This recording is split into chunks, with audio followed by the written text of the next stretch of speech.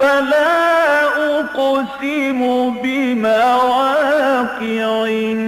النجوم وإنه لقسم لو تعلمون عظيم إنه لقرآن كريم في كتاب مكنون لا يمسه إلا المطهرون تنزيل من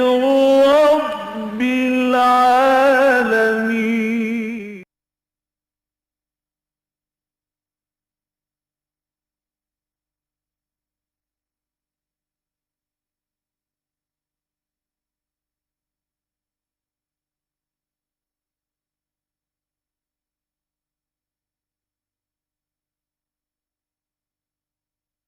رب اشرح لي صدري ويسر لي امري واحلل عقدة من لساني يفقهوا قولي. اللهم ربنا الهمنا رشدنا واعذنا من شرور انفسنا. اللهم ارنا الحق حقا وارزقنا اتباعه وارنا الباطل باطلا وارزقنا اجتنابه. اللهم وفقنا لما تحب وترضى. آمین یا رب العالمین. اس سے پہلے کہ آج جو آیات میں نے ابھی تلاوت کی ہیں جن پر کہ سورہ بقرہ کا 38واں رکوع مشتمل ہے، میں ان کے درس کا آغاز کروں. ہمارا جو پچھلا درس تھا اس کے ضمن میں جو ایک سوال جواب کے سلسلے میں بات آئی تھی اس کی تھوڑی سی مزید وضاحت ضروری ہے، چونکہ ان آیات مبارکہ میں کہ جن میں اللہ تعالیٰ نے انفاق فی سبیل اللہ کے بارے میں بڑی مفصل بحث فرمائی ہے، نظر کا ذکر بھی تھا. وَمَا أَنفَقْتُم مِّن نَفَقَةٍ أَوْ نَذَرْتُم مِّن نَذْرٍ فَإِنَّ اللَّهَ يَعْلَمُهُ. جو بھی تم اللہ کی راہ میں خرچ کرتے ہو اور جو بھی نظر تم مانتے ہو یا نظر گزرانتے ہو اللہ کی جناب میں، تو اللہ کے وہ علم میں ہوتا ہے. نظر کے بارے میں نے عرض کیا تھا کہ قرآن مجید میں اگرچہ یہ بات تو ہمیں معلوم ہوتی ہے کہ اگر نظر مانی جائے، منت مانی جائے، تو پھر اس کا پورا کرنا ضروری ہے. یوفون بالنذر ویخافون یوما کان شرہ مستطیرا. سورۃ الدہر میں بھی آیت آئی ہے، نظر کے پورا کرنے والے جو ہیں ان کی وہاں طرح کی گئی ہے. البتہ میں نے عرض کیا تھا کہ جہاں تک نظر کا اصلاً معاملہ ہے تو میری طبیعت کچھ اس کو قبول نہیں کرتی، مناسبت نہیں ہے میری طبیعت کو کہ اللہ کے ساتھ اس طرح کا معاملہ کیا جائے کہ اللہ اگر یہ میرا کام تو کر دے تو پھر میں تیرے لیے اتنی خیرات کروں گا، اتنی نفل پڑھوں گا یا اتنی عبادت کروں گا. اس طرح کی سودے بازی اللہ تعالیٰ کے ساتھ کرنا کچھ اچھا نہیں لگتا. اس پر سوال بھی آیا تھا، میں نے پھر عرض کیا تھا کہ میرے پاس دلیل کوئی نہیں ہے، لیکن میں تو صرف اپنا جو بھی ہے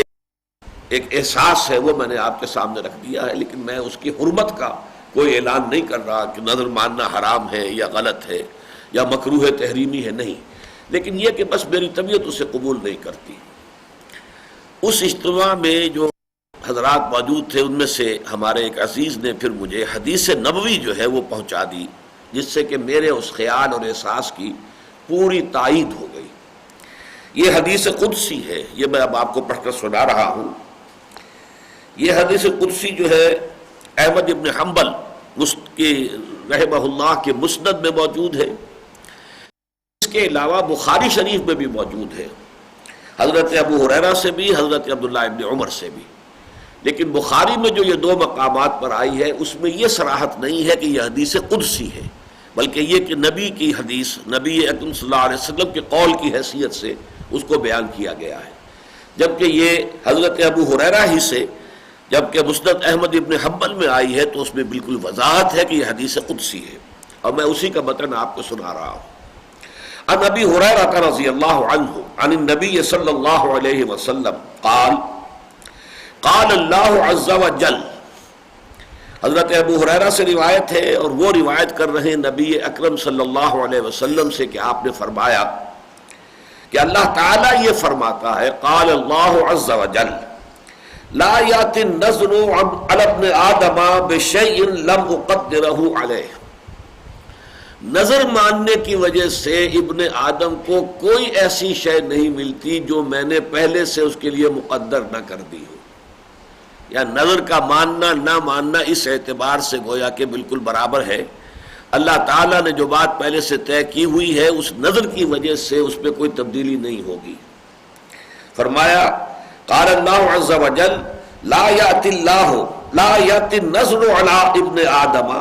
بشیء لم اقدرہ علیہ ولکنہ شیء استخرج بہ من البخیل یؤتینی علیہ ما لا یؤتینی علی البخل. لیکن یہ ایک ایسی شکل ہے نظر کی کہ جس کے ذریعے سے میں بخیل کے مال میں سے کچھ نکلوا لیتا ہوں. اگر یہ بخل جو ہے اس کے اوپر مسلط رہے اور وہ نظر نہ مانے تو وہ مال نہیں نکالے گا، وہ نہیں صدقہ و خیرات. نظر کے حوالے سے کم یہ کہ کچھ غرباء کا کسی مساکین کا کوئی فائدہ ہو جاتا ہے، بھئی یہ فائدہ ہے. باقی جہاں تک میری تقدیر ہے، میرا فیصلہ ہے، وہ اپنی جگہ برقرار رہتا ہے. تو اس سے بہرحال میرا احساس تھا اور اس پر میں نے اللہ کا شکر ادا کیا کہ وہ احساس جو ہے وہ بہرحال بنا تو قرآن اور سنت کے مطالعے سے ہے، مجموعی مطالعے سے جو ایک ذہن اور مزاج بنا ہے. اس میں بعض چیزیں واقعہ یہ ہے کہ فٹ نہیں بیٹھتی، اور پھر یہ کہ جب ان کی تائید مل جاتی ہے کسی آیت قرآنی سے یا کسی صحیح حدیث سے تو پھر یقیناً خوشی ہوتی ہے. اب آج کا جو ہمارا درس ہے یہ 38واں رکوع سورہ بقرہ کا، یہ سود کے موضوع پر سمجھ لیجئے کہ قرآن حکیم کی جو آخری آیات نازل ہوئی ہیں حرمت ربا پر،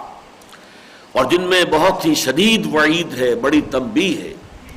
یہ 8 آیات وہ ہیں. اور اس میں آپ دیکھیں گے کہ پہلی آیت جو ہے اس میں پھر انفاق کا ذکر ہو رہا ہے، حالانکہ اس سے قبل جو ہے 2 رکوع مسلسل آ چکے ہیں انفاق کے موضوع پر. اس کو اچھی طرح سمجھ لیجئے. اگرچہ بعض مفسرین جو ہیں مثلا مولانا امین حسن اصلاحی صاحب نے بھی اور مولانا مفتی محمد شفیع صاحب نے بھی، جب وہ اپنے تفسیر کے ذیل میں پھر جب حصے بناتے ہیں کہ فلاں آیت تک جو ہے وہ گویا کہ ایک مضمون ہے، اس کے بعد اگلا مضمون شروع ہو رہا ہے، تو پہلے اس حصے کی تفسیر کریں گے پھر چلیں گے اگلے کی طرف.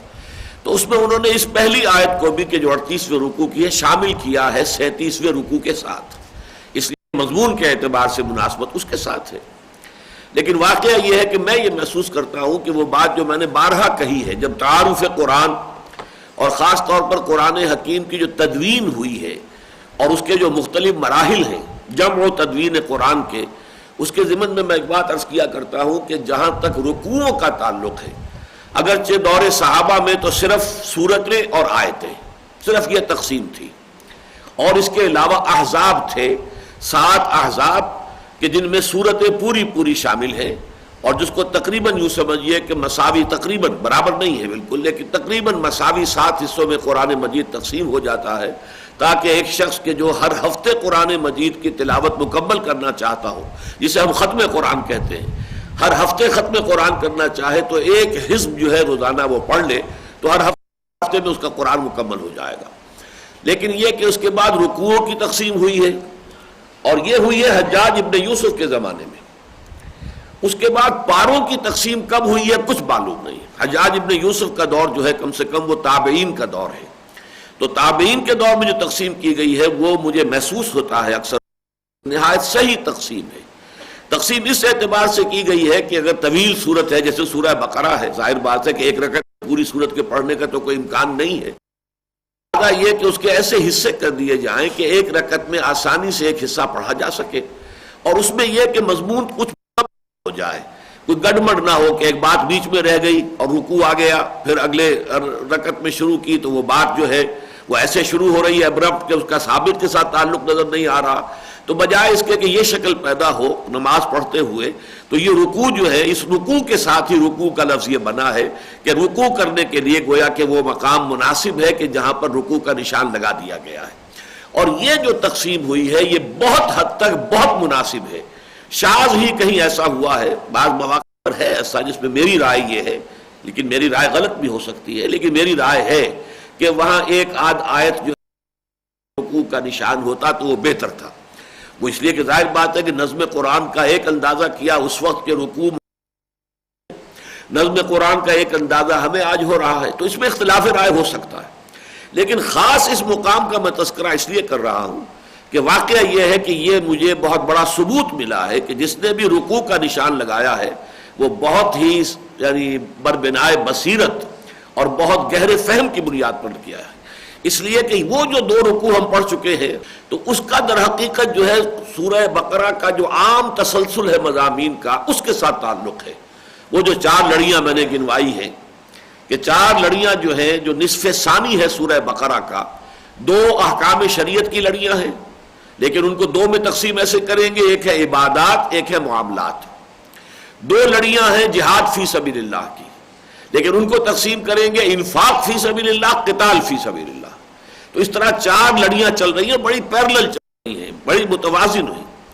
اس میں ہم دیکھتے ہیں کہ یہ جو دونوں آخری لڑیاں ہیں یہ قرآن مجید میں سورہ بقرہ کے بار بار مضامین یہ آئے ہیں، انفاق قتال، انفاق قتال۔ لیکن پھر ہم نے دیکھا کہ 2 رکوع مکمل آئے قتال پر۔ یہ جو 32واں اور 33واں رکوع تھا اب اس کے اندر جو مفصل گفتگو آئی ہے اور اس میں کہ جو طالوت اور جالوت کی جنگ ہوئی تھی، تو اس کے اندر 2 رکوعوں کے اندر در حقیقت سارا معاملہ قتال فی سبیل اللہ کا ہے، اور وہ در حقیقت ایک پیشگی اطلاع تھی کہ اب یہی مرحلہ محمد الرسول اللہ صلی اللہ علیہ وسلم کی دعوت و تحریک کے ضمن میں پیش آنے والا ہے غزوہ بدر کی صورت میں۔ اب اس بیلنس کے لیے کہ تاکہ وہ انفاق فی سبیل اللہ، قتال فی سبیل اللہ کے ساتھ بیلنس ہو جائے، یہ مکمل 2 رکوع جو ہم پڑھ چکے ہیں 36واں اور 37واں، یہ پھر انفاق فی سبیل اللہ کے بارے میں آ گئے، تو وہ توازن جو ہے ان دونوں لڑیوں کا مکمل ہو گیا۔ لیکن اس رکوع میں کہ جس کا اصل مضمون ہے حرمت ربا، پہلی آیت جو لائی گئی ہے وہ انفاق فی سبیل اللہ کے بارے میں ہے، اور ان آیات کے بارے میں اجماع ہے تقریباً کہ یہ سن 8 بلکہ 9 ہجری میں نازل ہوئی ہے، یعنی نبی اکرم صلی اللہ علیہ وسلم کے وصال سے بس کچھ ہی عرصہ قبل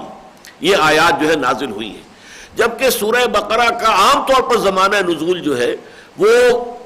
ہجرت کے بعد متصلاً بعد سے لے کر غزوہ بدر سے متصلاً قبل ہے، عام زمانہ وہ ہے۔ تو یہ گویا کہ بالکل علیحدہ زمانے میں نازل ہوئی ہیں، اور ان میں یوں سمجھیے کہ لگ بھگ 6-7 سال کا فصل ہے، کسی ایک نسبت کے وجہ سے اور کسی مناسبت کی وجہ سے ان کو یہاں درج کیا گیا ہے، لیکن یہ کہ زمانہ نزول کے اعتبار سے تو بہت فرق ہے کہ باقی سورہ بقرہ جو ہے اکثر و بیشتر ہجرت کے متصلاً بعد سے لے کر اور غزوہ بدر سے متصلاً قبل تک نازل ہوئی، جبکہ یہ سن 8 یا 9 میں تو گویا کہ 6-7 برس کا فصل ہے۔ لیکن میں یہ سمجھتا ہوں کہ غالباً اسی لیے یہ ایک آیت یہاں پر شامل کی گئی، اور بہت سے ہمارے مفسرین کو یہ مغالطہ ہو رہا ہے کہ یہ آیات بھی گویا کہ پچھلے 2 رکوعوں کے ساتھ مسلسل ہے۔ حقیقت میں یہ ان آیات کے ساتھ کہ جن میں حرمت سود کا بیان ہوا ہے اس کے ساتھ ربط کی بنا پر یہ آیت لائی گئی۔ وہ آیت کیا ہے؟ الذین ينفقون اموالهم باللیل والنہار سرا وعلانیۃ، یقیناً وہ لوگ جو خرچ کرتے ہیں اپنے اموال رات کے وقت بھی اور دن کے وقت بھی اور خفیہ طور پر بھی اور اعلانیہ بھی، فلہم اجرہم عند ربہم، تو ان کے لیے تو ان کا اجر ہے جو محفوظ ہے ان کے رب کے پاس، ولا خوف علیہم ولا ہم یحزنون، اور نہ وہ کسی خوف سے دوچار ہوں گے، نہ انہیں کوئی خوف لاحق ہوگا، نہ ہی وہ کسی رنج سے دوچار ہوں گے۔ اب یہ آیت جو ہے در حقیقت یہ تمہید بن رہی ہے سائملٹینیس کنٹراسٹ کے طور پر احکام حرمت ربا کی۔ اس کے لیے میں یہ چاہتا ہوں کہ تھوڑا سا آپ کو ربا کا ذکر جو قرآن مجید میں آیا ہے اور جس ترتیب سے آیا ہے، جس کی کہ آخری آیات یہ ہیں جو آج ہم پڑھ رہے ہیں، تو اس ترتیب کو آپ کے سامنے لانا چاہتا ہوں کہ ہر جگہ آپ یہ دیکھیں گے جہاں بھی ربا کے بارے میں کوئی بیان ہے وہاں ساتھ ہی انفاق کا ذکر بھی موجود ہے، گویا کہ یہ دونوں چیزیں ایک دوسرے کی ضد ہیں۔ وہ بعد میں عرض کروں گا کہ اس ضد کی بنیاد کیا ہے، متضاد ہیں ایک دوسرے سے، انفاق فی سبیل اللہ اور سود۔ لیکن سب سے پہلے ذرا نوٹ کر لیجئے، سورہ روم جو ہے یہ تقریباً مکی دور کے وسط میں نازل ہوئی ہے، سن 6-7 یہ گویا کہ نبوی ہجرت سے تقریباً 5 سال قبل، 6 سال قبل یہ سورہ مبارکہ نازل ہوئی، اور اس کی یہ 2 آیتیں ذرا سنیے، 38ویں اور 39ویں۔ فآت ذی القربى حقہ والمسکین وابن السبیل ذلک خیر للذین یریدون وجہ اللہ واولئک هم المفلحون وما آتیتم من ربا لِيَرْبُوَ فِي أَمْوَالِ النَّاسِ فَلَا يَرْبُو عِنْدَ اللَّهِ وَمَا آتَيْتُم مِّن زَكَاةٍ تُرِيدُونَ وَجْهَ اللَّهِ فَأُولَٰئِكَ هُمُ الْمُضْعِفُونَ صدق اللہ العظیم۔ اب دیکھیے یہ مکی دور میں ربا کا ذکر ہو رہا ہے، ربا کی شناعت کہہ لیجئے یا اس کی برائی بیان ہو رہی، حکم کا انداز نہیں ہے یہاں، ابھی کوئی تحریم کے الفاظ نہیں ہے، ممانعت کے نہیں ہے، نہیں کا کوئی جو ہے یہاں موجود نہیں ہے اسلوب، لیکن ایک شے کی جو شناعت ہے وہ ظاہر کی جا رہی ہے۔ اور آج میں سوچ رہا تھا کہ یہی معاملہ شراب کا بھی ہے کہ مکی صورتوں میں بھی شراب کی مذمت ضرور آئی ہے، اگرچہ کہیں صراحتاً نہیں لیکن بالواسطہ آئی ہے۔ وہ یہ کہ جو جنت کی شراب کا ذکر آتا ہے اس کے جو اوصاف بیان کیے جاتے ہیں ان میں گویا کہ بالواسطہ مذمت ہے اس دنیا کی شراب کا، اس شراب سے انسان بہک جاتا ہے، جبکہ جنت میں جو بھی شراب دی جائے گی شرابً طہورا، اس سے انسان بہکے گا نہیں۔ اس شراب کی وجہ سے سر میں گرانی ہوتی ہے، تو اس میں یہ تمام خرابیاں جو قرآن میں آتی ہیں کہ یہ جنت کی شراب میں یہ چیزیں نہیں ہیں، یہ چیز نہیں ہے، یہ چیز نہیں ہے، یہ چیز نہیں ہے۔ ایک لذت ہوگی، لذت للشاربین، پینے والوں کے لیے لذت بھی ہوگی، سرور بھی ہوگا، کیف بھی ہوگا، فرحت بھی ہوگی، لیکن نہ تو سر میں گرانی پیدا ہوگی، نہ اس کے کوئی آفٹر ایفیکٹس برے ہوں گے، اور نہ کہیں اس کو پی کر کوئی شخص بہک جائے گا۔ تو اس گویا کہ اس دنیا میں جس شراب کا استعمال ہو رہا ہے اس کی مذمت کے یہ تین پہلو جو ہیں مکی صورتوں میں بار بار آئے ہیں۔ اسی طرح کی یہ مذمت ہے جو سود کی ان سورہ روم کی آیات میں آ رہی ہے۔ فرمایا تو ادا کرو قرابت دار کو اس کا حق، اور مسکین کو بھی اور مسافر کو بھی، ذالک خیر للذین یریدون وجہ اللہ، یہی بہتر روش ہے ان لوگوں کے لیے کہ جو اللہ تعالیٰ کی رضا کے جویا ہو، وَأُولَٰئِكَ هُمُ الْمُفْلِحُونَ، اور وہی حقیقت میں فلاح پانے والے ہیں۔ وَمَا آتَيْتُم مِّن رِّبًا لِيَرْبُوَ فِي أَمْوَالِ النَّاسِ، اور جو تم دیتے ہو سود پر رقم تاکہ وہ بڑھے لوگوں کے مال میں، فَلَا يَرْبُو عِندَ اللَّهِ، تو وہ اللہ کے نزدیک نہیں بڑھتی، اس میں کوئی اضافہ نہیں ہوتا، اس میں کوئی برکت پیدا نہیں ہوتی۔ وَمَا آتَيْتُم مِّن زَكَاةٍ، اور یہ جو تم زکوٰۃ اپنے تزکیہ نفس کے حصول کے لیے خرچ کرتے ہو اور دیتے ہو، حالانکہ یہاں بھی زکوٰۃ جو اصطلاحی معنی میں نہیں ہے، یہ زکوٰۃ کا لفظ جو ہے اپنے اصل لغوی مفہوم میں ہے کہ تزکی، یعنی انسان یہ چاہتا ہے اپنا طہارت نفس اور تزکیہ نفس حاصل کرنے کے لیے، اسی لیے تو یہ زکوٰۃ کا لفظ آیا ہے سورۃ اللیل کے اندر بھی، الذی یؤتی مالہ یتزکی، جو شخص کے اپنا مال خرچ کرتا ہے تزکیہ حاصل کرنے کے لیے۔ اور وہاں جو ہے ان آیات کے بارے میں امام فخر الدین رازی کا تعلق ہے تو صراحت کے ساتھ لکھا ہے، بڑی یعنی وثوق کے ساتھ، کہ وہ آیات جو ہے حضرت ابوبکر رضی اللہ تعالیٰ عنہ کی شان میں نازل ہوئی ہے۔ یہ جو آیت میں نے ابھی پڑھی ہے اور 30ویں رکوع کی پہلی، اس کے بارے میں بھی زمخشری کا یہ قول نقل کیا امام رازی نے کہ یہ بھی حضرت ابوبکر رضی اللہ تعالیٰ عنہ کی شان میں نازل ہوئی ہے۔ میں اس کا واقعہ بھی آپ کو بعد میں بتا دوں گا۔ اس فصل میں بتانا چاہ رہا ہوں کہ سورۃ اللیل میں جو آیا ہے فَأَنذَرْتُكُمْ نَارًا تَلَظَّىٰ، دیکھو میں نے تمہیں خبردار کر دیا ہے اس آگ سے جو بھڑک رہی ہے، لَا يَصْلَاهَا إِلَّا الْأَشْقَىٰ، اس میں نہیں جھونکا جائے گا مگر وہی جو بہت شقی ہے، الَّذِي كَذَّبَ وَتَوَلَّىٰ، جس نے جھٹلایا اور پیٹھ موڑ لی، وَسَيُجَنَّبُهَا الْأَتْقَىٰ، اور جو متقی ہے، بہت متقی، یعنی متقیوں کا سردار ہے، اتقا، اب یہاں مراد ہے حضرت ابوبکر صدیق رضی اللہ تعالیٰ عنہ، اتقا ہے، صرف متقی کا لفظ نہیں آیا ہے، سب سے بڑھ کر متقی، الذی یؤتی مالہ یتزکی، جو اپنا مال خرچ کرتا ہے، دیتا ہے تزکیہ نفس کے حصول کے لیے، وما لأحد عنده من نعمت تجزا، اور وہ جو خرچ کر رہا ہے وہ کسی کے احسانات کا بدلہ چکانے کے لیے نہیں کر رہا ہے، الا ابتغاء وجہ ربہ الاعلی، سوائے اس کے کہ اپنے پروردگار بلند و بالا کی رضا اسے مطلوب ہے، وَلَسَوْفَ يَرْضَىٰ، اور وہ یقیناً راضی ہو جائے گا۔ اب اس میں یرضا کا جو اس میں جو ضمیر فاعلی دونوں طرف جا سکتی ہے، اللہ بھی راضی ہو جائے گا اور جو خرچ کرنے والا وہ بھی راضی ہو جائے گا، اللہ تعالیٰ بھی اسے راضی فرما دے گا۔ تو یہ جو ہے الذی یؤتی مالہ یتزکی، اسی مفہوم میں، کیونکہ وہ بھی مکی صورت ہے اور یہ بھی مکی صورت ہے سورہ روم، یہاں فرمایا وما آتیتم من زکاۃ تریدون وجہ اللہ، جو تم تزکیہ نفس کے لیے خیرات کرتے ہو، صدقات دیتے ہو، جن سے کہ تم اللہ تعالیٰ کی رضا چاہتے ہو، فاولئک هم المضعفون، یہ ہیں وہ لوگ جو اپنی دولت کو دگنا چوگنا 10 گنا 70 گنا 700 گنا کرتے چلے جائیں گے، جیسا کہ ہم پچھلے دو رکوع میں پڑھ چکے ہیں کہ ایک دانہ ہوتا ہے گندم کا، وہ بیج کے شکل سے زمین میں داخل ہوا،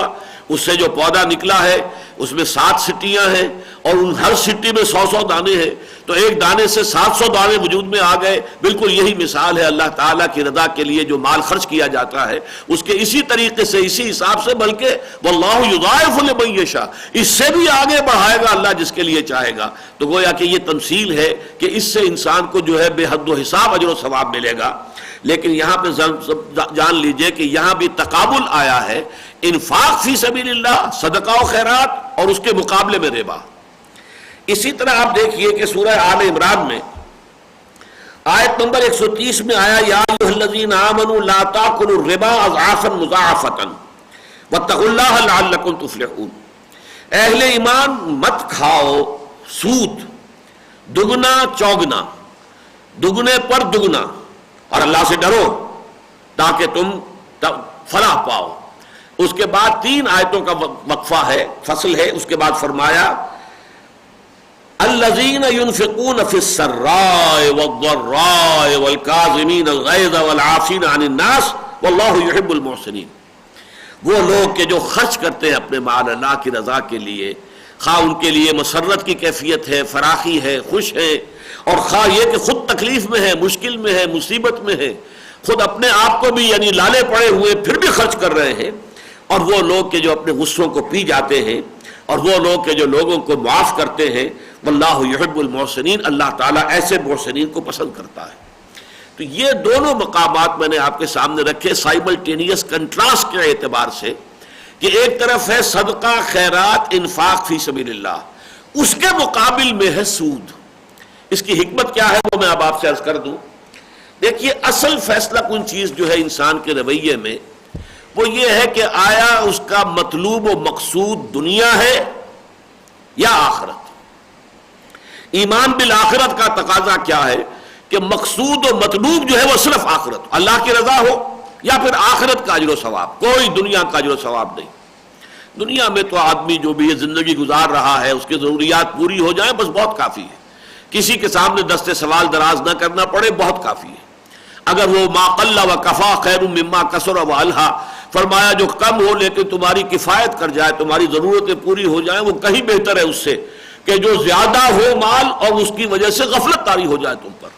پھر تو انسان بے نیاز ہو جاتا ہے، مال بہت ہے کوئی پرواہ نہیں، پھر اللہ سے کیا مانگے گا اور اللہ تعالیٰ سے کیا اس کا تعلق رہے گا، بلکہ اس کے اندر استغنا کی کیفیت پیدا ہو جائے گی۔ تو ما قل و کفا خیر مما کثر و الہا، کم ہو لیکن کفایت کر جائے، ضرورت پوری ہو جائے، کسی کے سامنے دست سوال دراز نہ کرنا پڑے، تو وہ کہیں بہتر ہے اس سے کہ بہتات ہو اور بہت مال ہو اور اس کی وجہ سے غفلت جو ہے دل پر طاری ہو جائے۔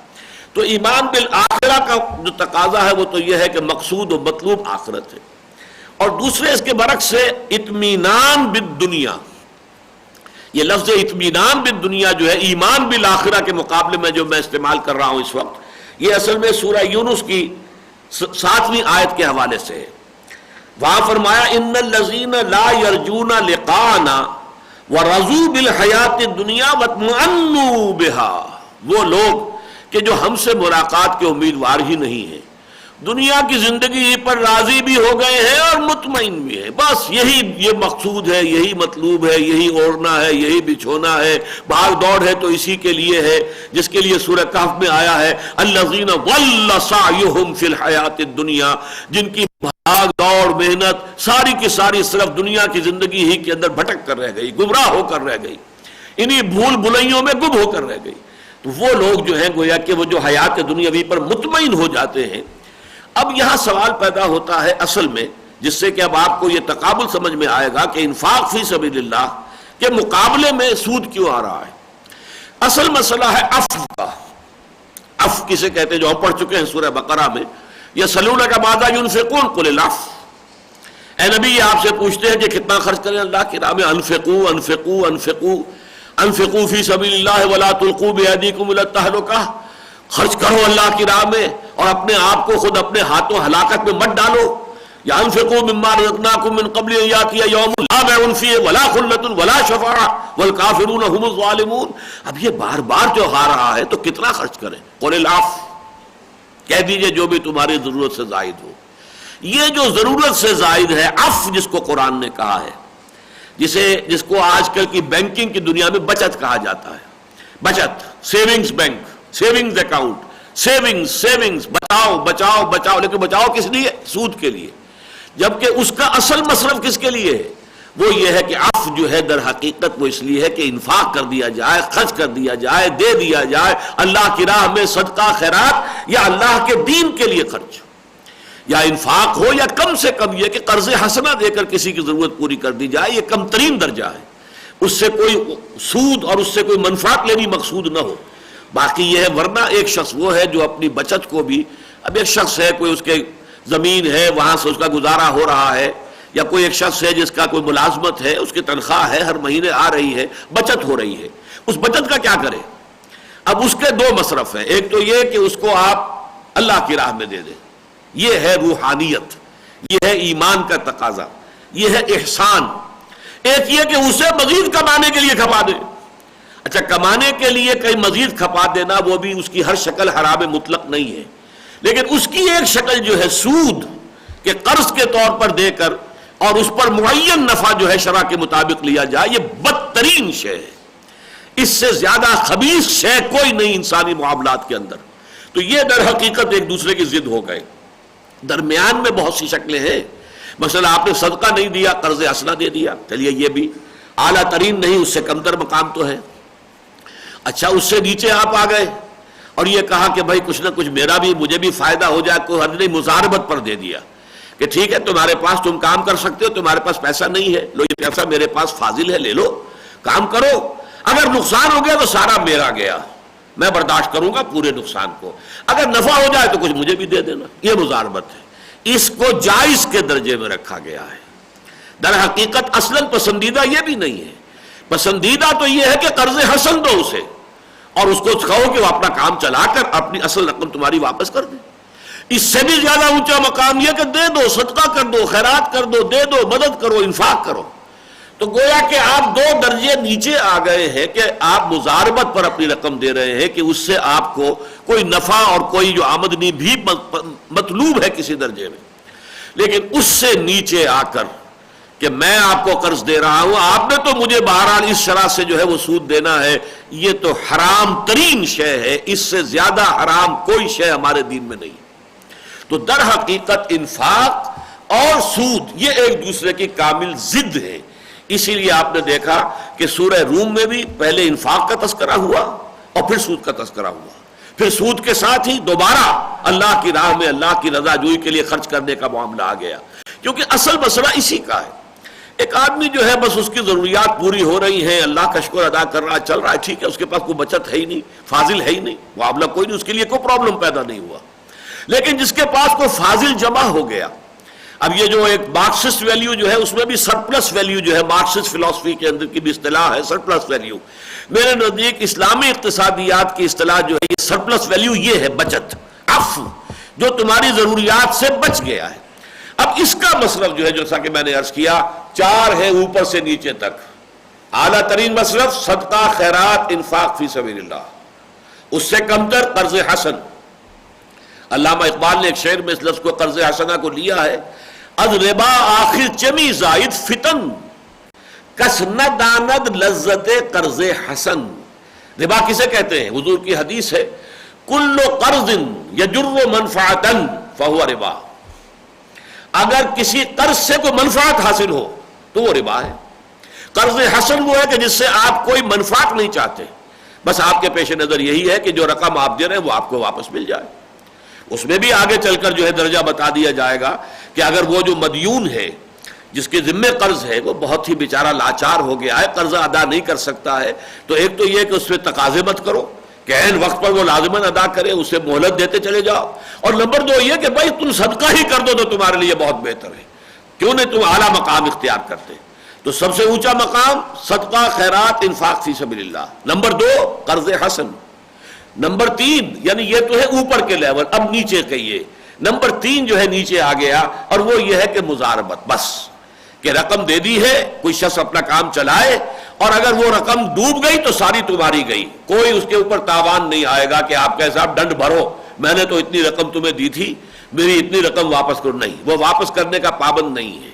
قرض حسن وہ واپس کرنے کا پابند ہے، الا یہ کہ آپ خود معاف کر دیں، لیکن یہ جو ہے مضاربت کا، وہ جو اس اصل زر ہے جو آپ نے دیا اس کو واپس کرنے کا پابند نہیں ہے. اگر نقصان ہو گیا تو آپ کا ہو گیا، آپ کی رقم گئی. لیکن یہ ہے کہ چوتھا درجہ جو ہے نیچے جا کر وہ حرام مطلق ہے کہ آپ قرض دیں اور یہ کہیں کہ میری رقم بھی واپس کرنا اجل معین پر، اور اس کے ساتھ اتنا اضافہ مجھے چاہیے گا. یہ ہے وہ سود جس کی حرمت پر کہ یہ آیات نازل ہو رہی ہیں. سب سے پہلے مکی آیات میں ہم نے دیکھ لیا کہ اللہ تعالیٰ نے مذمت کر دی اس کی. وما آتیتم من ربا لیربو فی اموال الناس، جو تم سود پر دیتے ہو تاکہ تمہارا مال لوگوں کے مال میں بڑھے. تم نے قرض دیا کسی کو، وہ دکاندار ہے، وہ محنت کر رہا ہے، کوشش کر رہا ہے، صبح سے لے کے شام تک دکان پر بیٹھتا ہے، تو جو اس کا اپنا سرمایہ ہے وہ بھی کچھ تھوڑا سا بڑھ رہا ہے، تمہارا بھی بڑھ رہا ہے اس میں.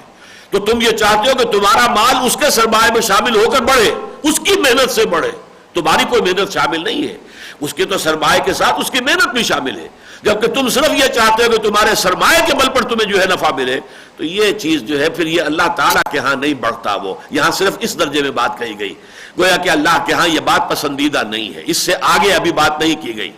لیکن اس کے بعد فرمایا وما آتیتم من زکاۃ تریدون وجہ اللہ، اور جو تم دیتے ہو اپنے تزکیہ نفس کے حصول کے لیے، اللہ تعالیٰ کی رضا جوئی کے لیے، فَأُولَٰئِكَ هُمُ الْمُسْرِفُونَ، وہ لوگ ہیں کہ جن کے دگنے چوگنے 8 گنے 100 گنے 700 گنا ہوتا چلا جائے گا. اصل میں جو ترقی ہوگی وہ ان کے مال کی ہوگی. جہاں تک سورہ آل عمران کی آیات کا تعلق ہے، اس کے بارے میں گمان یہ ہے کہ یہ دوسرا حکم ہے جو ربا کے بارے میں آیا ہے، اور وہاں الفاظ آئے ہیں لا تاکلوا الربا اضعافا مضاعفتا.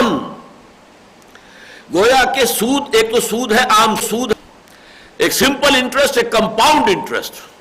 وہاں شکل یہ نہیں ہوتی تھی جیسے کہ یہ ہمارا حساب کتاب ہوتا، اور ہم بھی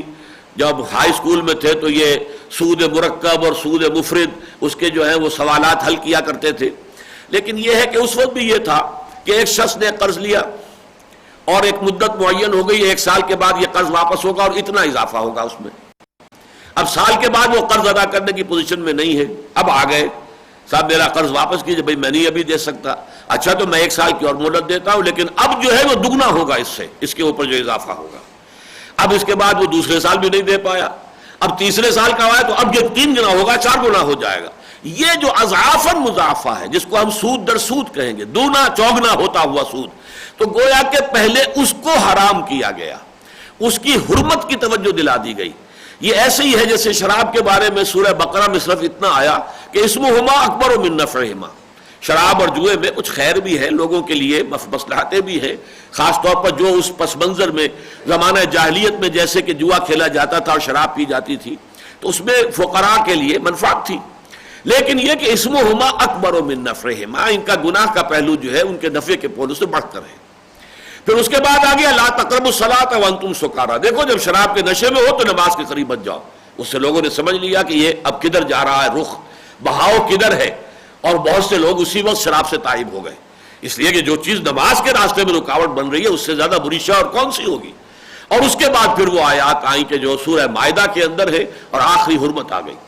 اسی طرح اس سود کے معاملے میں مذمت اولا تو آ گئی مکی صورت کے اندر، وما آتیتم من ربا لیربو فی اموال الناس فلا یربو عند اللہ. لیکن اس کے بعد جو اس کی سب سے زیادہ مکروہ شکل تھی، بدترین مبغوض ترین، پہلے اس کے بارے میں فرمایا یہ دگنا چوگنا جو ہوتا چلا جا رہا ہے معاملہ، سود در سود اور بڑھتا چلا جاتا ہے، اس کو روک دو، اس کو ختم کر دو. اس لیے اگرچہ بعض مفسرین کہتے ہیں کہ یہ آیت ہی حرمت کی آیت ہے، لیکن اس کے ساتھ پھر وہ معاملہ حل نہیں ہوتا. وہ میں حدیثیں بھی آپ کو سناؤں گا کہ یہ جو آیات آج ہم پڑھ رہے ہیں یہ ہے آخری آیات، اور اصل حرمت سود ان سے ہوئی ہے. اور یہ جو آیت ہے سورہ آل عمران کی، گمان غالب یہ ہے کہ وہ سن 3 ہجری میں نازل ہوئی ہے. تو سن 3 ہجری میں اگر حرمت قطعی ہو گئی ہوتی تو سن 8 یا 9 میں پھر مزید اس کی حرمت کے لیے آخری آیات جو ہے نازل کرنے کا کوئی مطلب نہیں تھا، کوئی اس کے لیے کوئی حکمت نظر نہیں آتی. اور پھر جبکہ حدیث بھی موجود ہے، حضرت عمر رضی اللہ تعالیٰ عنہ فرماتے ہیں کہ یہ آیت ربا اس وقت نازل ہوئی آخری دور میں کہ اس کے بعد حضور کا جلد ہی انتقال ہو گیا، اور ہم پوری طرح سمجھ نہ پائے، اور پوری طرح حضور نے ہم پر وضاحت نہیں کی کہ یہ سود کن کن چیزوں میں شامل ہے. لہذا فدعوا الربا والربا، وہ حدیث میں آپ کو اس کے متن کے ساتھ بعد میں سناؤں گا. لیکن یہ ہے کہ یہ جو اشکال رہا ہے بعض معاملات کے اندر، تو یہ اس لیے ہے کہ یہ بالکل آخری دور میں یہ آیات نازل ہوئی ہیں. تو اگر اس سے یہ یوں سمجھیے کہ 6 سال پہلے اگر یہ آیت نازل ہو رہی ہے، یہ غزوہ احد کے زمانے میں جو آیات نازل ہوئی ان میں شامل ہے، تو اس سے مراد ہے کہ وہ سود در سود، دگنا چوگنا، یہ جو بہت زیادہ بڑھوتری ہو رہی تھی اس کی شناخت کو واضح کر کے اس کی حرمت کا فیصلہ آ گیا۔ اور آخری رائے جو ہے وہ اب آ رہی ہے یہاں پر ان آیات کو، اس پس منظر کو سمجھنے کے بعد اب ہم بڑی آسانی کے ساتھ ان آیات کا مطالعہ کر لیں گے۔ پہلے تو وہی آیت دوبارہ دوہرا لیجئے، الذین ينفقون اموالهم باللیل والنہار سرا وعلانیۃ فلہم اجرہم عند ربہم ولا خوف علیہم ولا هم یحزنون، جو لوگ اپنے مال خرچ کرتے ہیں رات کے وقت میں بھی دن کے وقت میں بھی، خفیہ طور پر بھی اعلانیہ بھی، تو ان کا اجر ان کے رب کے پاس محفوظ ہے اور نہ ان کے لیے کوئی خوف ہے اور نہ کوئی رنج۔ اس کے بارے میں نے عرض کیا تھا آپ سے کہ امام رازی نے بھی لکھا ہے کہ زمخشری نے یہ روایت نقل کی ہے، اور مفتی محمد شفیع صاحب نے بھی لکھا ہے کہ ابن عساکر کی روایت یہ ہے کہ یہ شان میں آئی ہے، یہ آیت بھی سورۃ اللیل کی آیات کی طرح یہ بھی حضرت ابو بکر رضی اللہ تعالی عنہ کی شان میں ہے،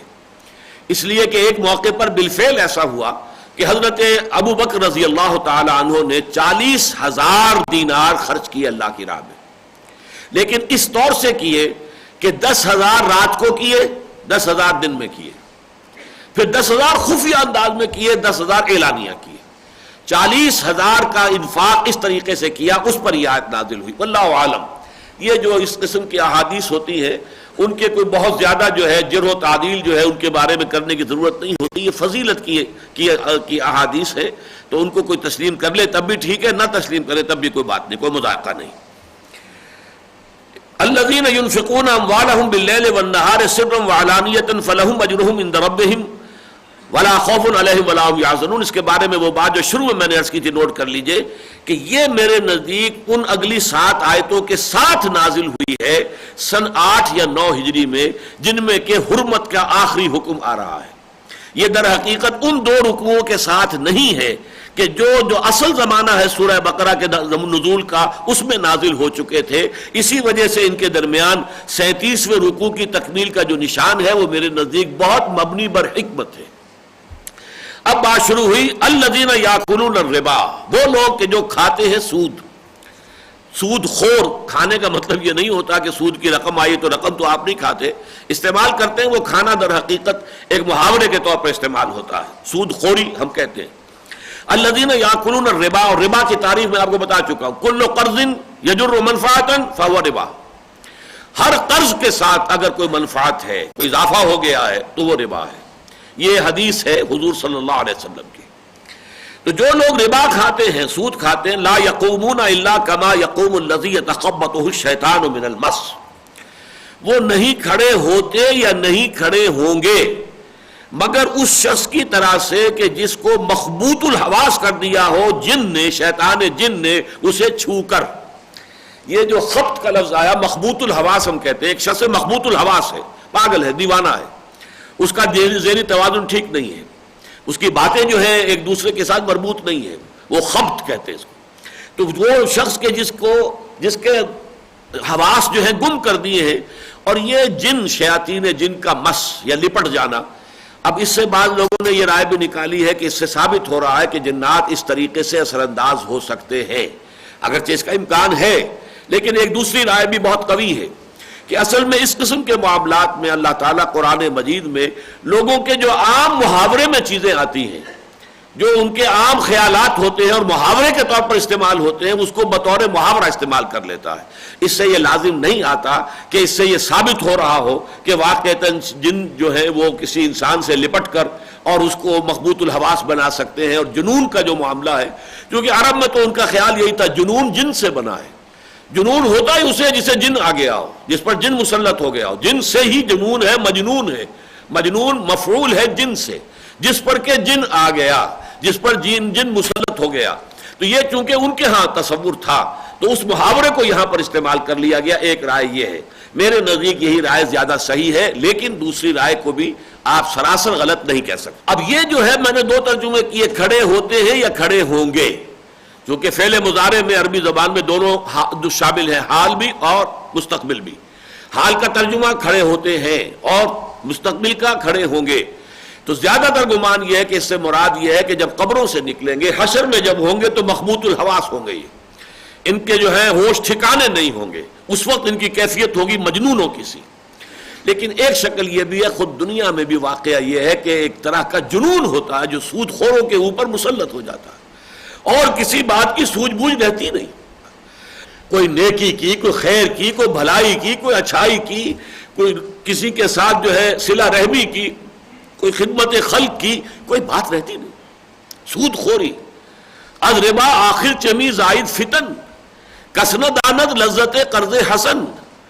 از ربا جاں تیرا دل چو خشت و سنگ۔ اس سود سے تو انسان کا باطن تو تاریک ہو جاتا ہے، وہ جو نور ہے، روحانی نور انسان کے اندر، وہ ختم ہو جاتا ہے۔ از ربا جاں تیرا دل چو خشت و سنگ، اور دل ایسا ہو جاتا ہے جیسے کہ اینٹ ہو یا پتھر ہو، سخت ہو جاتا ہے۔ آدمی درندہ بے دندان و چنگ، اور انسان جو ہے سود خور وہ درندہ بن جاتا ہے، اگرچہ اس کے درندوں والے دانت نہیں ہوتے بھیڑیے والے، اور اس کے جو ہے پنجے نہیں ہوتے ہیں بھیڑیوں والے، لیکن بھیڑیا بن جاتا ہے۔ تو یہ واقعہ ہے کہ حقیقت ہے، اور اس کا ایک جھلک اگر دیکھنی ہو تو کبھی کسی سٹاک ایکسچینج میں جا کر دیکھ لیجئے، وہ سٹاک ایکسچینج میں جو پاگل نظر آتے ہیں وہاں پر لیا لیا لیا دیا دیا دیا ہر شخص چیخ رہا ہوتا ہے، بری طریقے سے معلوم ہوتا ہے کہ پتہ نہیں ان کو کیا ہو گیا ہے۔ یہ نقشہ کسی بھی سٹاک ایکسچینج میں جا کر کسی وقت بھی آپ دیکھ سکتے ہیں۔ تو واقعہ یہ ہے کہ یہ حال اور مستقبل دونوں کو کور کر رہا ہے۔ الذین یاکلون الربا لا یقومون الا کما یقوم الذی یتخبطہ الشیطان من المس ذالک بانہم قالوا انما البیع مثل الربا۔ اور یہ خاص طور پر اس لیے کہ انہوں نے یہ کہا، ان کی یہ رائے ہے، ان کا یہ قول ہے، ان کا یہ دعویٰ ہے کہ یہ بیع و شرع جو ہے، تجارت جو ہے، یہ بھی تو ربا کی طرح ہے۔ آپ نے 100 روپے کا جوتا خریدا، 110 کا بیچ دیا، 10 آپ کو بچ گئے۔ آپ نے 100 روپے کسی کو دیے، 110 لے لیے، 10 کی بچت ہو گئی آپ کو، کیا فرق ہے؟ یہ ہے حجت بازی، دلیل بازی، اور اسی سے در حقیقت آج کے دور میں کمرشل انٹرسٹ یا بینک انٹرسٹ جو ہے، اس کے لیے سارے جواز بڑے بڑے جو ہیں دانشور لوگ، خالد اسحاق صاحب جیسے وکیل کراچی کے، اور ایس ایم ظفر صاحب جیسے وکیل لاہور کے، انہوں نے جا کے جو آرگیومنٹس دیے فیڈرل سید کورٹ میں کہ یہ ربا نہیں ہے، یہ سود نہیں ہے، یہ کمرشل انٹرسٹ یا بینک انٹرسٹ جو ہے یہ نہیں، بلکہ وہ یوزری ہوتی تھی جو عرب میں ہوتی تھی، یا مہاجنی سود جو ہوتا ہے، یا یہ جو پٹھان جو ہے سود لیتے ہیں جس طریقے سے، وہ سود ہے کہ جس کو قرآن نے حرام کیا ہے۔ کاروباری سود، کمرشل انٹرسٹ، بینک انٹرسٹ، یہ سود نہیں۔ لیکن واقعہ یہ ہے کہ دونوں سود ہے، یوزری بھی انٹرسٹ بھی، دونوں ربا کے درجے میں، اور دونوں کا رواج موجود تھا نبی اکرم صلی اللہ علیہ وسلم کے زمانے میں جبکہ یہ ربا کی حرمت آئی ہے۔ ان کے جو کاروانس جاتے تھے، قافلے جاتے تھے تجارتی، تو ان میں دونوں طریقے سے لوگ انویسٹ کرتے تھے، پارٹنرشپ بیسس پر بھی، بھائی اتنی رقم میری بھی ہے، شامل کر لو، جو نفع ہوگا حساب سے مجھے بھی دے دینا، نقصان ہوگا تو ٹھیک ہے میں بھی برداشت کروں گا۔ اور کچھ لوگ کہتے ہیں ہم تمہیں رقم دے رہے ہیں، ہمیں تو اتنے فیصد تم نفع دینا ہے تم نے، باقی تم جانو کتنا نفع تمہیں ہوتا ہے، تمہیں 100% ہو جائے، ہمیں تو 10%، 15% دے دینا بس، لیکن ہم تو نفع لیں گے ہر شکل میں۔ یہ سود تھا، تو کاروباری سود بھی تھا، اور اپنے ذاتی ضروریات کے لیے جسے یوزری کہا جاتا ہے وہ بھی تھا، اور دونوں کو یکساں حرام کیا ہے قرآن مجید۔ تو یہ ان کا قول نقل ہو رہا ہے کہ یہ بیع بھی تو ربا کی طرح ہی ہے۔ فرمایا انما البیع مثل الربا واحل اللہ البیع وحرم الربا، حالانکہ اللہ نے حلال ٹھہرایا ہے سوداگری کو، تجارت کو، بیع و شرع کو، اور حرام کیا ہے ربا کو۔ اب یہاں خاص طور پر جو نوٹ کرنے کے قابل بات ہے وہ یہ ہے کہ اعتراض عقلی کیا گیا تھا، جواب عقلی نہیں ہے، تاک کو مانا ہے، اللہ نے یہ فیصلہ کیا ہے۔ گویا کہ اس میں منطق کیا ہے، پہلے تم یہ طے کرو کہ اللہ کو مانتے ہو کہ نہیں، محمد کو اللہ کا رسول مانتے ہو کہ نہیں، اور یہ قرآن اللہ کا کلام مانتے ہو کہ نہیں۔ اگر 3 باتیں مانتے ہو تو اعتراض کرنے کا کوئی حق تمہارا باقی نہیں رہا۔ واللہ یعلم وانتم لا تعلمون، اللہ جانتا ہے تم علم نہیں رکھتے۔ لا یحیطون بشیء من علمہ الا بما شاء، ابھی ہم پڑھ چکے ہیں آیت الکرسی میں، اس کی جو بھی علم میں سے کوئی شے، کوئی مخلوقات میں سے کوئی احاطہ کر ہی نہیں سکتے سوائے اس کے جو وہ خود چاہے۔ اس اعتبار سے جب اللہ کو مانا ہے، رسول کو مانا ہے، قرآن کو مانا ہے، تو اعتراض کرنے کا حق تمہارا ساقط ہو گیا۔ ہاں اگر اللہ کو نہیں مانتے، رسول کو نہیں مانتے، قرآن کو نہیں مانتے تو ہم اس کے بارے میں بات نہیں کریں گے، پہلے اس کے بارے میں بات کریں گے کہ مانو، ورنہ ان چیزوں کے بارے میں بحث کرنے کا کوئی فائدہ ہی نہیں۔ ہم تو اس کو مانتے اس لیے کہ اللہ نے حرام کیا ہے، باقی اس کے لیے عقلی دلائل بھی ہیں، لیکن یہاں قرآن مجید نے در حقیقت جو انداز اختیار کیا ہے وہ یہ ہے کہ انسان کو جب وہ کہ اسلام لے آئے، اللہ کو مان لے، اللہ کی کتاب کو، رسول کو، اب اس کو بے چون و چرا اطاعت کرنی چاہیے۔ سمجھ میں آ جائے نور علی نور، نہ سمجھ میں آئے تب بھی اطاعت تو کرنی ہے، وہ آپ کے سمجھ میں آنے پر موقوف نہیں ہوگی اطاعت۔ احل اللہ البیع وحرم الربا، اللہ نے حلال ٹھہرایا ہے بیع کو اور حرام کیا ہے ربا کو۔ فمن جاءہ موعظۃ من ربہ، تو جس شخص تک پہنچ گئی یہ نصیحت اس کے رب کی جانب سے، فانتہا، اور وہ باز آ گیا، یعنی اب تک تو اس کے علم میں نہیں تھا، یہ آخری حکم جو دیا جا رہا ہے وہ ابھی اس کے علم میں نہیں آیا تھا، تو اگر وہ جاری رکھے ہوئے تھا اپنا سودی کو لین دین تو ٹھیک ہے، اب تک جو ہو گیا فلہ ما سلف، جو بھی اس نے سود کے ذریعے سے کمائی حاصل کی ہے، اب یہ نہیں کہا جا رہا کہ وہ واپس کرو، حساب لگاؤ ساری زندگی تم نے کتنا سود لیا تھا اور وہ واپس کرو، نہیں، فلہ ما سلف، اسی کا رہے گا، یہ لام تملیک ہے، جو گزر چکا پہلے وہ اسی کا ہے، وہ اس سے ڈیمانڈ نہیں کیا جائے گا، اس سے واپس نہیں مانگا جائے گا، اس سے نہیں لیا جائے گا، اس کا حساب کتاب نہیں ہوگا۔ وَأَمْرُهُ إِلَى اللَّهِ، لیکن اس کا معاملہ اللہ کے حوالے رہے گا، یعنی یہ کہ واقعتاً اس نے دل سے مانا یا مجبوراً مانا، صرف ریاکاروں کے طور پر مانا، یا واقعتاً اللہ تعالیٰ پر ایمان، حقیقی ایمان اور آخرت کے یقین کی بنیاد پر مانا، یہ اللہ جانتا ہے، اور اس اعتبار سے اللہ تعالیٰ جو ہے پھر حساب کتاب لے لے گا ان سے۔ لیکن دنیا میں قانون شرعی کی حد تک جو بھی اس حکم کی آمد سے پہلے کے لین دین ہے وہ معاف ہے، ان کے اوپر کوئی اب جو ہے پکڑ نہیں ہوگی، کوئی قانونی اعتبار سے گرفت نہیں ہوگی، کوئی داروگیر نہیں ہوگی۔ فمن جاءہ موعظۃ من ربہ فانتہا فلہ ما سلف وامرہ الی اللہ ومن عاد، اور جو اعادہ کرے گا اب جو دوبارہ کرے گا ایسی حرکت، فاولئک اصحاب النار ھم فیہا خالدون، تو وہ ہوں گے آگ والے اور اس میں بھی ہمیشہ ہمیشہ رہنے والے۔ اس میں مولانا مفتی محمد شفیع رحمۃ اللہ علیہ نے ایک عمدہ تعویل کی ہے، اس لیے کہ چونکہ جو اہل سنت کا عقیدہ ہے وہ یہ ہے کہ جس شخص کے دل میں ایمان ہے، تھوڑا بھی ہے لیکن ہے، اور اس کے گناہ زیادہ ہیں، تو وہ جہنم میں تو ڈالا جائے گا، لیکن ایک وقت آئے گا کہ وہ نکال لیا جائے گا، وہ اپنے گناہوں کے بقدر سزا پا کر نکال لیا جائے گا، اور جو ایمان اس کے دل میں تھا اس کی بنا پر وہ جنت میں داخل ہو جائے۔ لہذا جو خلود فی النار ہے وہ صرف کفار کے لیے ہے، یعنی جن کے دل میں کوئی ایمان نہ ہو سرے سے، خلود جو ہے ہمیشہ ہمیشہ ہمیشہ ہمیشہ جہنم میں رہنا، صرف ان کا معاشرہ ہے۔ اس حوالے سے پھر وہ اس کی جو توجیہ کر رہے ہیں وہ یہ ہے کہ یہ لوگ اصحاب النار پہلے تو ہوگا اس وجہ سے کہ انہوں نے ایک حرام جو ہے اس شے کا ارتکاب کیا، گناہ کبیرہ کیا، تو جائیں گے لازماً جہنم میں، اور چونکہ وہ اسے حرام نہیں سمجھ رہے، ان کا حرام نہ سمجھنا کفر ہے، لہذا اولئک اصحاب النار ھم فیہا خالدون، اس کفر کی وجہ سے وہ اس میں خلود فی النار، ہمیشہ ہمیشہ کے لیے جہنم میں رہنا جو ہے یہ ان کا مقدر ہوگا۔ یہ انہوں نے تعویل اور توجیہ کی ہے، مجھے اچھی لگی ہے، اس لیے کہ یہاں پر عام طور پر جو ہے ہمارے جو مفسرین ہیں وہ احتیاط کرتے ہیں کہ ایمان کی ذرا بھی نمک ہو تو اس کے لیے پھر خلود فی النار کا کوئی معاملہ نہ آنے پائے، اگرچہ بعض مواقع پر ایسا ہوتا ہے، یہاں تو صراحت چونکہ ہمیں مل گئی ہے لہذا ان کی تعویل کو میں نے پسند کیا اور قبول بھی کیا، بعض جگہوں پر نہیں ہے۔ مثلا وہ جو آیت مبارکہ ہے کہ کیا تم نے افتؤمنون ببعض الکتاب وتکفرون ببعض فما جزاء من يفعل ذلك منكم الا خزي في الحیاۃ الدنیا ویوم القیامۃ یردون الی اشد العذاب، اس آیت میں بھی کچھ تعویلیں کرتے ہیں۔ اسی طرح ایک آیت وہ جو ہے بلا من کسب سیئۃ واحاطت به خطیئته فاولئک اصحاب النار ھم فیہا خالدون، جس شخص نے جان بوجھ کر ایک بھی گناہ کبیرہ کا ارتکاب کیا اور اس ایک گناہ نے اس کا احاطہ کر لیا، احاطت به خطیئته فاولئک اصحاب النار ھم فیہا خالدون، تو وہ تو جہنمی ہوں گے، اس میں ہمیشہ ہمیشہ رہیں گے۔ وہاں وہ اصراحت کرتے ہیں کہ یہ گناہ جو ہے اس طرح احاطہ کر لے انسان کا کہ پھر دل میں ایمان رائی کے دانے کے برابر بھی نہ رہ جائے، تب خالدون کا معاملہ ہوگا، لیکن اگر یہ کہ ایمان کی کوئی رمق بھی برقرار ہے تو خلود نہیں ہوگا۔ بہرحال یہاں انہوں نے جو توجیہ کی ہے وہ مجھے پسند ہے. میں نے جیسا کہ عرض کیا کہ فرمایا فَأُولَٰئِكَ أَصْحَابُ النَّارِ هُمْ فِيهَا خَالِدُونَ. جہنم میں داخلہ تو اس وجہ سے ہوگا کہ ایک گناہ کبیرہ کا ارتکاب کرتے رہے, اور خلود اس لیے ہوگا کہ انہوں نے اسے بیع کے مماثل قرار دے کر گویا کہ اس کی حرمت کا انکار کیا, اور اللہ کی کسی حرام کردہ شے کو حلال سمجھنا کفر ہے. یمحق اللہ الربا ویربی الصدقات. اب یہ وہ لفظ آ گیا جو سورہ روم میں ہم پڑھ چکے ہیں, فلا یربو عند اللہ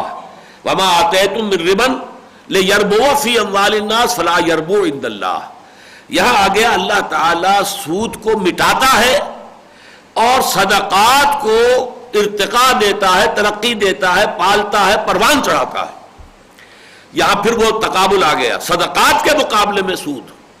میں نے اسی لیے آج تمہیداً جو ہے اس بات کو بہت واضح کیا تھا کہ یہ دو چیزیں ایک دوسرے کے مقابل ہیں, صدقہ, خیرات, انفاق,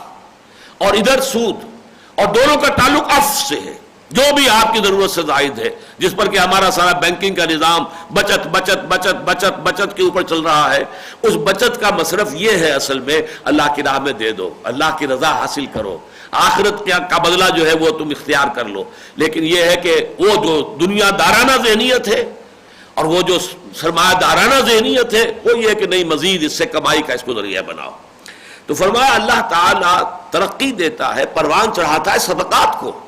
اللہ تعالیٰ کے ہاں تو بڑھتے رہتے ہیں. ایک بھی آپ نے جو ہے اللہ کی راہ میں کوئی نیکی کی ہے, وہ وہاں پر ایک بیج بن کر جو ہے جنت کے اندر, اور اس سے جو درخت بنے گا اور اس سے جو بھی پھل آئیں گے وہ سب اس نیکی کا ثمرہ ہوں گے جن کو کہ اللہ پروان چڑھا رہا ہے. یمحق اللہ الربا, اللہ تعالیٰ ربا کو مٹا دیتا ہے. یہ وہ بات ہے کہ جس کو ویسے تو یہ کہ عقیدتاً اور ایمان کے اعتبار سے تو جو ہمارا قرآن پر ایمان ہے اس کے بنا پر ہم یہ ماننے پر مجبور ہے کہ یقیناً سود جو ہے وہ اکانومی کو برباد کرنے والی شے ہے. فیکٹس اینڈ فگرز کے حوالے سے اللہ تعالیٰ اجر عطا فرمائے. شیخ محمود احمد ایک صاحب ہوتے تھے, اور وہ تھے تو انگریزی کے پروفیسر, لیکن یہ کہ واقعتاً میں نے اپنی زندگی میں جس قدر سود کی نفرت ان میں دیکھی ہے آج تک کسی بڑے سے بڑے عالم کے دل میں بھی نہیں دیکھی. انہیں اتنی نفرت تھی سود سے, اور سود کی حرمت کا صحیح جو قرآن مجید کا اور حدیث کا جو اندازہ ہے اس کے اعتبار سے پروپورشنیٹ جو ہے کیفیت قلبی, میں نے احساسات کی کیفیت وہ جتنی ان کی دیکھی ہے میں نے آج تک کسی اور کی نہیں دیکھی. انہوں نے فیکٹس اینڈ فگرز کے ذریعے سے یہ بات ثابت کی ہے کہ انٹرسٹ کی بنیاد پر اکانومی میں دو چیزیں بڑھتی ہیں, انفلیشن اور ان امپلائمنٹ. انفلیشن بڑھی, ان امپلائمنٹ بڑھا, پھر ریٹ آف انٹرسٹ اور بڑھ گیا, پھر انفلیشن اور بڑھ گئی, ان امپلائمنٹ اور بڑھ گئی, نتیجے میں ریٹ آف انٹرسٹ اور بڑھ گیا. یہ ایک وشس سرکل ہے, انہوں نے تمام اعداد و شمار کے ساتھ ثابت کیا ہے. ان کی مارکت الارا کتاب ہے مینڈ اینڈ منی, یہ جو انسان کا معاملہ رہا ہے سرمایہ کے ساتھ, جس کا میں نے بعض اوقات حوالہ دیا ہے ایچ جی ویلز کا بھی, کہ ایچ جی ویلز یہ لکھتا ہے, اب یہ مجھے یاد نہیں کہ short history of the world میں ہے یا concise history of the world میں ہے, دو کتابیں ہیں اس کی تاریخ عالم پر. اس میں ایک نے اس نے لکھا ہے کہ رومن امپائر میں پہلی مرتبہ سکے کا رواج ہوا, اس سے پہلے دنیا میں سکہ نہیں تھا, بارٹر تھی صرف, تبادلہ اشیاء کا. ایک شخص کھیت میں کام کر رہا ہے, گندم اگا لی ہے اس نے, اور ایک شخص جو ہے کرگے پر بیٹھا ہوا کپڑا بن رہا ہے, کھدر, بس وہ آیا اس نے کچھ گندم دے دی, کچھ کھدر لے گئے, اللہ اللہ, بیچ میں کوئی سکہ ہے ہی نہیں. سارا کا سارا معاملہ ایکسچینج پر تھا, بارٹر تھا. اور یہ سمپلسٹ فارم آف اکانومی تھی, جس کے اندر اب کیا کریں گے آپ, کتنا گندم آپ اپنے پاس ذخیرہ کر لیں گے, کتنا کپڑا وہ بیچارہ جو ہے وہ اپنے پاس جمع کر لے گا, ہولڈنگ کتنی کر لے گا, کچھ نہیں کر سکتا. لیکن جب یہ ہو گیا صاحب ایک تولہ سونا مساوی ہے اتنے من گندم کے, اور ایک تولہ سونا مساوی ہے اتنے گز یا اتنے تھان جو ہے وہ کھدر کے, اب آسان کام ہو گیا. آپ نے اپنے تجوری میں وہ جو تولا ہے, وہ جو سونا ہے, اس کا سکہ جمع کیا ہوا ہے. اب آپ کے پاس وہ طاقت ہے, مارکیٹ کو مینیپولیٹ کر سکتے ہیں. زیادہ خرید لیا, قیمت بڑھ گئی, ایک دم ریلیز کر دیا, قیمت گر گئی. اور یہ سارا جو ہوتا ہے جو مارکیٹس کا اپ اینڈ ڈاؤن, اس وجہ سے ہوتا. کہ وہ سرمایہ جو ہے وہ کھیل رہا ہے اب سکے کی وجہ سے۔ اس موقع پر لکھا ہے اس نے ایچ جی ویلز نے، انسان کو یہ احساس نہیں تھا کہ سکے کی ایجاد کے نتیجے میں اس نے اپنی گردن میں کتنا بڑا توق ڈال لیا ہے۔ یعنی انسان کی اقتصادیات کے اندر جو بڑی پیچیدگی پیدا ہوئی ہے وہ سکے کے ایجاد سے پیدا ہوئی۔ اس کے بعد ایک مرحلہ آیا کہ سکہ بھی گیا، کاغذ رہ گیا، اور وہ کاغذ کے پیچھے جو بھی بینک ایشو کرتا تھا یہ اس کے اوپر لازم تھا کہ سونا موجود رہے وہاں، اس لیے کہ لکھا ہوتا تھا کہ آپ یہ $1 جب بھی پیش کریں گے بل اتنا سونا آپ کو مل جائے گا۔ ایک وقت میں آ کر وہ بھی ختم، اب کوئی پابندی نہیں ہے، اب چھاپتے رہیے آپ اور جس طرح چاہیں جو ہے اکانومی کو مینوپولیٹ کیجئے، جس کو چاہیں اٹھا دیں، جس کو چاہیں گرا دیں۔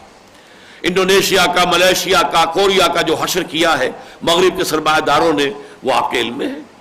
جو سمجھے جا رہے تھے کہ یہ تو ایشین ٹائیگرز بن گئے ہیں، اتنی زبردست اکانومیز ہیں، اور دیکھتے دیکھتے بیٹھ گئی۔ اور اسی طرح کا معاملہ سمجھ لیجئے امریکہ کا ہے۔ دنیا کی سب سے زیادہ مقروض حکومت central government of United States of America ہے۔ اس کا ڈیٹ جو ہے وہ ٹریلینز کے اندر جاتا ہے، بلینز نہیں، ٹریلینز۔ ٹریلینز کیا ہے؟ 1000 بلین پر ایک ٹریلین ہوگا، تو اس کا جو ڈیٹ ہے وہ ٹریلینز کے اندر ہے۔ اور کون ہے قرض خواہ؟ یہودی بینکرز، اور جو ان کی کرنسی کا جو ہے ایشو وہ بھی ان بینکرز کے ہاتھ میں ہے، حکومت کے ہاتھ میں نہیں ہے۔ ساری اکانومی یہودیوں کے ہاتھ میں ہے، جب چاہے اٹھا دیں، جب چاہے گرا دیں۔ اور اس وقت جو ہے اکانومی بڑی اونچی جا رہی ہے، اور یہ ہے اور وہ ہے، یہ سب ایک بات ایسی ہے کہ یہ جیسے ورم ہوتا ہے انسان کے جسم پر چڑھ جائے، اس طرح کا حقیقی اکانومی نہیں ہے وہ تو یہ ہے کہ ایک جھٹکا لگے گا اور اس کے بعد معلوم ہوگا کہ اٹ از کرمبل ڈاؤن۔ جیسے حشر ہوا یو ایس ایس آر کا، ویسا ہی حشر جو ہے وہ یو ایس اے کا ہو سکتا ہے جب یہودی چاہیں گے۔ اس لیے کہ بینکرز تو وہ ہے، گویا کہ جو لیور ہے وہ ان کے ہاتھ میں ہے۔ جیسے پھانسی کا تختہ ہو اور اس کے اوپر کوئی کھڑا ہے بیچارہ، ابھی گلے میں پھندا تو ہے لیکن وہ تو ایسے ہی کھڑا ہوا پھندا پڑا، وہ اگر کوئی لیور ہے جس نے کہ ذرا سا ہلایا تختہ نکلا گیا۔ یہ حال ہو سکتا ہے جیسے یو ایس ایس آر کی اکانومی ہوئی ہے۔ ایٹمک پاور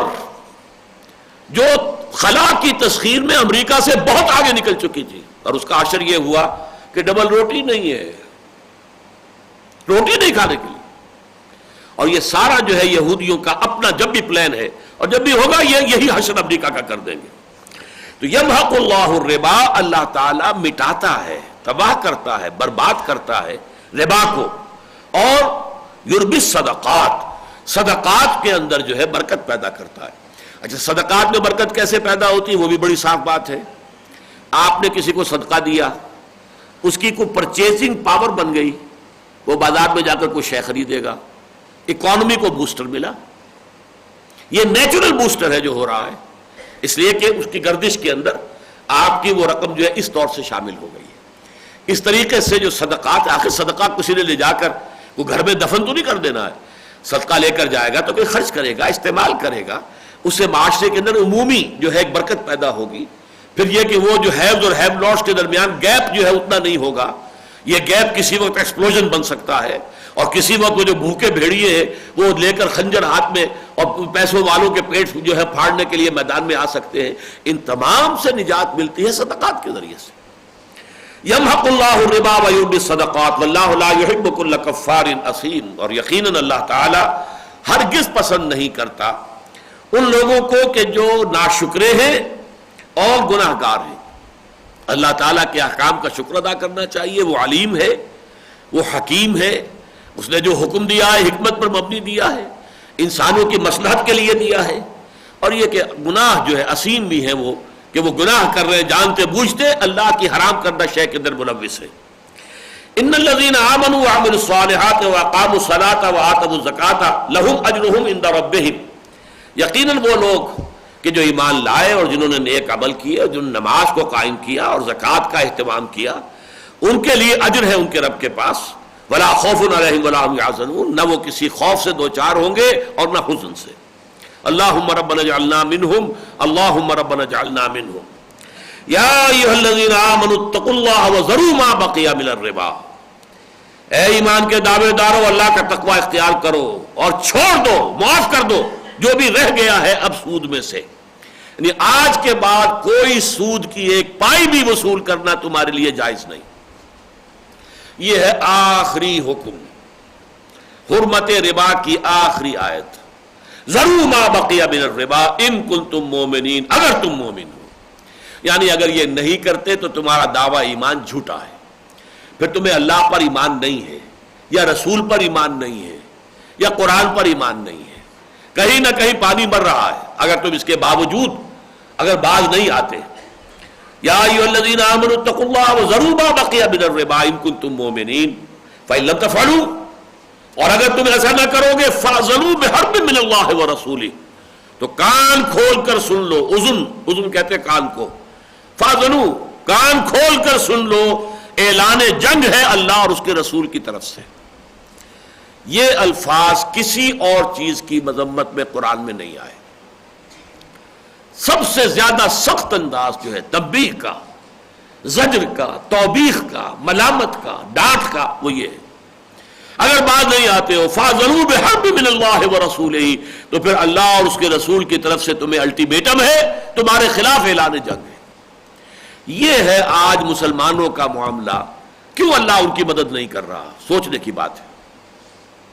ہے آج کیوں ذلیل کے کل تک نہ تھی پسند گستاخی فرشتہ ہماری جناب میں، اور رحمتیں ہیں تیری اغیار کے کاشانوں پر، اور برق گرتی ہے تو بیچارے مسلمانوں کیوں مرتی ہے؟ اس لیے کہ اللہ اور اس کے رسول کا تو اعلان جنگ ہے ہمارے خلاف۔ کوئی ایک ملک بھی ایسا نہیں جس کی اکانومی سود سے پاک ہو۔ میں نہیں کہہ سکتا کہ افغانستان کا اس وقت کیا حال ہے، لیکن یہ کہ کہیں ویسے یہ کہ ایک قسم کا سود تو ہمارے ہاں وہ میرے نزدیک ہے، وہ ہمارے فقہ کے اندر بھی داخل ہو گیا ہے، بیک ڈور سے، چور دروازے سے بے معجل میرے نزدیک سود ہے کہ یہ گلاس نقد پہ لیتے ہو تو 10 روپے کا ہے، اور ایک مہینے کے بعد پیسے دو گے تو 11 روپے۔ یہ 1 روپیہ کیا ہے؟ عقل عام فیصلہ کرتی ہے یہ سود ہے۔ اگر اس کے بعد 10 روپے ہوتے تو وہ 11 کا سودا کر کے کیوں جاتا تم سے؟ گویا کہ تم نے 10 روپے اسے قرض دیے اور 11 لے رہے ہو، یہی سود۔ لیکن ہماری فقہ میں یہ جائز ہے۔ اس حوالے سے سود جو ہے، اور سود کی ایک اور شکل مزارعت، زمین کا سود، وہ بھی ہمارے یہاں داخل ہوا ہے۔ لہذا ہمارے ہاں ویسے اسی لیے میں سمجھتا ہوں کہ علماء اتنے حساس ہیں ہی نہیں سود کے بارے میں۔ میں تو ابھی پشاور گیا ہوا تھا تو وہاں امام کے نام سے ایک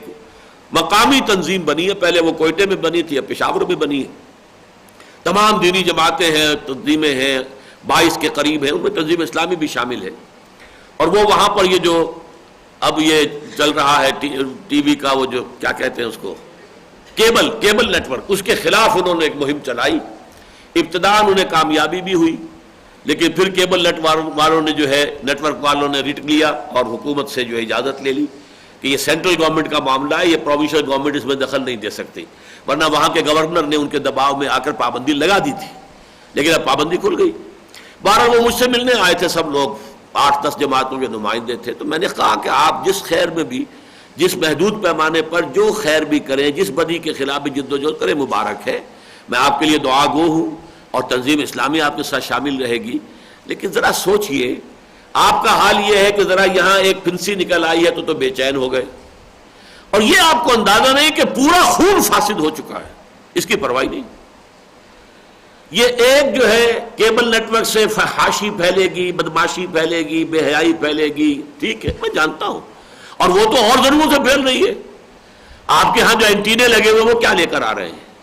انٹرنیٹ کیا لے کر آ رہا ہے؟ اب تو یہ کہ یوں سمجھیے جس کے پاس کمپیوٹر ہے اسے اور کسی شے کی ضرورت ہی نہیں، وہ جو بھی چاہے پورنوگرافک پروگرام بڑے سے بڑا جب چاہے دیکھ لے، اس کے لیے تو کھلی ہے دنیا۔ تو لہذا یہ تو دجال کے وہ ایک کے بعد دوسرا، دوسرے کے بعد تیسرا حملہ ہے، لیکن علماء کا یہ ہے کہ وہ اس چیز پر گھبرا گئے، کر کچھ نہیں سکیں گے، تھوڑا سا جو ہے وہ ہل جل کر کے پھر ہوگا تو وہی جو یہ رخ جا رہا ہے، گاڑی تو چل رہی ہے، آپ گاڑی جو چل رہی ہے ایک خاص سمت میں، آپ اس کو جب تک کہ انجن کو نہیں پکڑیں گے اور اس کو نہیں بند کریں گے گاڑی تو چلتی جائے گی۔ آپ ڈبے کے اندر بیٹھے ہوئے کشمکش آتے رہیے، ادھر سے ادھر اپنا رخ کر لیجئے۔ یہ مولانا مودودی نے تمثیل پیش کی تھی کہ جب تک نظام کو نہ بدلا جائے تو اس شخص جو اس گاڑی میں سوار ہے وہ مجبور ہے اسی رخ پر چلا جا رہا ہے جس طرف کہ وہ نظام اس کو لے کر جا رہا ہے۔ زیادہ سے زیادہ وہ یہ کر سکتا ہے کہ اپنی پیٹھ کر دے ادھر جدھر وہ گاڑی جا رہی ہے، بس، اور کیا کرے گا؟ جائے گا تو ادھر ہی، منہ نہ کرے پیٹھ کر دے گا۔ تو جب تک نظام نہیں بدلتا، اس نظام بدلنے کی آپ کو فکر ہی نہیں ہے۔ تب میں نے کہا کہ حدیث میں آ رہا ہے کہ سود کے گناہ کے 70 حصے ہیں، جن میں کچھ چھوٹے ہیں کچھ بڑے ہیں، اور سب سے چھوٹا اس کے مساوی ہے کہ کوئی شخص اپنی ماں کے ساتھ زنا کرے، اس پر آپ کو کوئی فکر ہی نہیں۔ آج تک علماء نے کوئی تحریک چلائی ہی نہیں۔ بہرحال یہ میں نے عرض کیا تھا کہ چونکہ خود فقہ میں سود در آیا ہے، ایک بڑے یوں سمجھیے کہ نقب لگا کر پشت سے، اس لیے وہ احساس کند ہو گیا، اس کے اندر وہ تلخی ہے ہی نہیں۔ اور میں نے اپنا مشاہدہ آپ کو بتا دیا، میں نے اپنی زندگی میں جس قدر اس معاملے کے اندر نفرت اور جس قدر حساسیت دیکھی تھی شیخ محمود احمد مرحوم میں نے آج تک کسی اور میں نہیں دیکھی۔ تو اگر بات نہیں آتے تو فَاذَنُوا بِحَرْبٍ مِّنَ اللَّهِ وَرَسُولِهِ وَإِن تُبْتُمْ فَلَكُمْ رُءُوسُ أَمْوَالِكُمْ، اگر تم توبہ کرو، واقعتاً باز آ جاؤ، تو تمہارے لیے تمہارے راس المال جو ہے ان کا حق برقرار رہے گا، اصل مال تم لے سکتے ہو۔ لا تظلمون ولا تظلمون، نہ تم ظلم کرو نہ تم پر ظلم کیا جائے۔ راس المال جو ہے دبا لینا یہ تم پر ظلم ہو جائے گا، راس المال پر زائد لینا یہ تمہارا ظلم ہوگا اس پر کہ جو مقروض ہے تمہارا۔ لہذا دونوں طرف سے اللہ تعالیٰ عدل کا معاملہ کر رہا ہے۔ لا تظلمون ولا تظلمون، نہ تم ظلم کرو کہ سود لو، نہ تم پر ظلم کیا جائے کہ تمہارا راس المال بھی ضبط کر لیا جائے۔ وَإِن كَانَ ذُو عُسْرَةٍ، ہاں اگر وہ ہو جو مدیون ہے، مقروض ہے، وہ اگر تنگی میں ہے، تنگ دست ہے، نہیں ادا کر سکتا، فَنَظِرَةٌ إِلَىٰ مَيْسَرَةٍ، تو اسے مہلت دو، انتظار کرو یہاں تک کہ اس کے اندر فراخی اور کشائش پیدا ہو جائے۔ اگر اس کے ہاں آسان حالات اچھے ہو جائے تب واپس کر دے گا۔ اب ظاہر بات ہے کہ اس میں آپ سود نہیں بڑھا سکتے، سود تو حرام ہی ہو گیا ہے۔ اب جو مہلت ہوگی وہ کسی سود کے عوض نہیں ہوگی، بلا سودی مہلت ہوگی کہ جو دی جائے گی۔ ٹھیک ہے بھائی، ابھی آپ نہیں دے سکتے، ٹھیک ہے، جب آپ کا ہاتھ جو ہے ذرا کھل جائے، آپ کے لیے ممکن ہو، آپ کے لیے وسعت پیدا ہو جائے، دے دیجیے گا۔ لیکن اس سے بھی اگلا مقام وہ جو میں نے گنوایا تھا نا اوپر کا ٹاپ کا، وَأَن تَصَدَّقُوا خَيْرٌ لَكُمْ، اگر تم بخش ہی دو، صدقہ کر دو، یہ تمہارے لیے کہیں بہتر ہے۔ کیوں؟ تمہارا تو یہ عفو تھا، تمہارا یہ سرپلس مال تھا، جس کے لیے کہ اصل جو اللہ تعالیٰ کو مطلوب ہے اور پسند ہے وہ تو یہ ہے کہ وہ ہے اس لیے کہ انفاق کر دیا جائے۔ یسألونک ماذا ينفقون قل العفو۔ تو بہرحال تم نے جو بھی کیا، اب اگر تم نے اللہ تعالیٰ کی طرف سے اس حرمت کے حکم کے آنے کے بعد توبہ کر لی ہے تو ٹھیک ہے، راس المال تمہارا تمہیں مل جائے گا۔ لیکن اگر کوئی مقروض اتنا برا حال میں ہے، اس قدر سخت ہے، اس کی کیفیت ہے، وہ ادا نہیں کر سکتا ہے، تو بہتر ہے کہ معاف کر دو، بخش دو۔ وَأَن تَصَدَّقُوا خَيْرٌ لَكُمْ إِن كُنتُمْ تَعْلَمُونَ، یہی تمہارے لیے بہتر ہے اگر تم سمجھو، علم رکھتے ہو۔ اس سے علم سے کون سی مراد ہے؟ علم آخرت۔ اگر آخرت کا یقین ہے تو جو کچھ اجر و ثواب وہاں ملنے والا ہے اس کا تمہیں کوئی بھی اندازہ ہے تو تمہیں معلوم ہوگا کہ یہ کہیں بہتر ہے کہ اللہ کی راہ میں صدقہ کر دو۔ وَاتَّقُوا يَوْمًا تُرْجَعُونَ فِيهِ إِلَى اللَّهِ، اس کے بارے میں آتا ہے کہ یہ آیت آخری ہے جو قرآن کی نازل ہوئی ہے۔ اور ڈرو اس دن سے جس دن کے تم لوٹا دیے جاؤ گے اللہ کی طرف۔ وَاتَّقُوا يَوْمًا، اب یہ آیت جو ہے اس طرح کی پہلے بھی آ چکی ہے۔ وَاتَّقُوا يَوْمًا لَا تَجْزِي نَفْسٌ عَن نَفْسٍ شَيْئًا وَلَا يُقْبَلُ مِنْهَا عَدْلٌ وَلَا تَنْفَعُهَا شَفَاعَةٌ وَلَا هُمْ يُنصَرُونَ، دو مرتبہ جو ہے یہ چار چیزوں کی نفی مطلق آ چکی ہے۔ اسی لیے یہاں فرمایا وَاتَّقُوا يَوْمًا تُرْجَعُونَ فِيهِ إِلَى اللَّهِ، ڈرو اس دن سے جس دن کہ تمہیں لوٹایا جائے گا اللہ کی طرف۔ ثُمَّ تُوَفَّىٰ كُلُّ نَفْسٍ مَا كَسَبَتْ، پھر پورا پورا بھرپور دے دیا جائے گا ہر جان کو جو کچھ کہ اس نے کمائی کی ہوگی۔ یہ وفا یفی، اوفا یوفی، وفا یوفی، استوفا یستوفی، اس کی جو مختلف شکلیں آتی ہیں، صرف ان کی پہچان نہ ہونے کی وجہ سے قادیانیوں نے بہت سے مسلمان نوجوانوں کو گمراہ کیا کہ دیکھو حضرت عیسیٰ کے لیے انی متوفی کا ورافع کا الیہ، وہ تو وفات ہو گئی۔ اب اس لفظ کی جو کیفیتیں بدلتی ہیں، وفا پورا کرنا، وفا یفی، اوفا یوفی پورا پورا دے دینا، وفا یوفی اور زیادہ زور دے کر پورا پورا دے دینا، توفا یا توفا پورا پورا لے لینا۔ استوفا یستوفی پورا پورا لے لینا، اوفا یوفی اور وفا یوفی پورا پورا دے دینا، اور توفا یتوفا اور استوفا اور یستوفا یہ ہے پورا پورا لے لینا. تو یہاں وفا ہے. ثم توفا کل نفس ما کسبت، جس دن کے پورا پورا دے دیا جائے گا ہر جان کو جو بھی کچھ اس نے کمایا ہوگا. وہم لا یظلمون، اور ان پر کوئی ظلم نہیں کیا جائے گا. اب میں چاہتا ہوں چند احادیث آپ کو سنا دوں جس سے اس گناہ کی وسعت اور اس کی شناعت کا کچھ اندازہ آپ کو ہوگا نبی اکرم صلی اللہ علیہ وسلم کی زبان مبارک سے. شناعت کے لیے پہلے دیکھیے، عن عبداللہ ابن مسعود رضی اللہ عنہما قال لعن رسول اللہ صلی اللہ علیہ وسلم آکل الربا وموکلہ. هذه روایت مسلم وفی روایت الترمذی وابی داود وابن ماجہ لعن آکل الربا وموکلہ وشاہدیہ وکاتبہ. یہ جو مسلم شریف کی روایت ہے حضرت عبداللہ ابن مسعود سے، اس میں تو حضور کے یہ الفاظ نقل ہوئے ہیں کہ حضور نے لعنت فرمائی ہے اللہ کے رسول نے صلی اللہ علیہ وسلم سود کے کھانے والے پر بھی اور سود کھلانے والے پر بھی، جو سود دیتا ہے وہ بھی. لیکن یہی روایت جو ہے ترمذی میں اور ابو داؤد میں اور ابن ماجہ میں ہے تو اس میں مزید اضافہ ہے، لعن آکل الربا وموکلہ وشاہدیہ وکاتبہ. اللہ کے رسول نے لعنت فرمائی سود کھانے والے پر، کھلانے والے پر، اور سودی لین دین پر گواہی کے دینے والے پر اور اس کے لکھنے والے پر. اللہ تعالیٰ اپنی حفاظت میں رکھے. اب اس سے اس کی جو اندازہ کیجئے، جو بینکوں میں بیٹھ کر رہے ہیں، جو اے جی آفس میں بیٹھ کے کر رہے ہیں، جو کہیں جو ٹیکسٹائل مل کا اکاؤنٹنٹ ہے، کیا کر رہا ہے؟ لکھ رہا ہے، مجبور ہے. لیکن ظاہر بات ہے کہ درجے رہیں گے، یہ سب کے سب بالکل برابر نہیں ہوں گے. اس میں یقیناً ایک شخص وہ ہے جو براہ راست لے رہا ہے یا براہ راست دے رہا ہے، ایک وہ ہے کہ جو بالواسطہ اس میں ملوث ہے. اس بالواسطہ ملوث ہونے میں بھی درجے مختلف ہوں گے. ایک ہے بینک کی ملازمت، وہ بینک تو بنیادی طور پر ہے ہی سود کی بنیاد پر قائم ہے. کم شرح سود کے اوپر ڈپازٹ لینا، زیادہ شرح سود پر قرض دینا، یہ بینک کا اصل بزنس ہے. اس میں جو ڈفرنس ہے وہ بینک کی کمائی ہے. اللہ اللہ خیر صلی. تو یہ تو گویا کہ سرتا سر سرتا پا سود ہی کا ادارہ ہے، لہذا اس کی ملازمت جو ہے یہ سب سے زیادہ خراب ہوگی. البتہ کوئی ٹیکسٹائل مل ہے، اس کا اصل بزنس تو ہے کپڑا بنانا، لیکن وہاں پہ سودی رقم لگی ہوئی ہے. یہ گویا کہ ثانوی درجے کے اندر پھر سود اس کے اندر آ گیا، بالواسطہ ثانوی. تو اس طریقے سے کم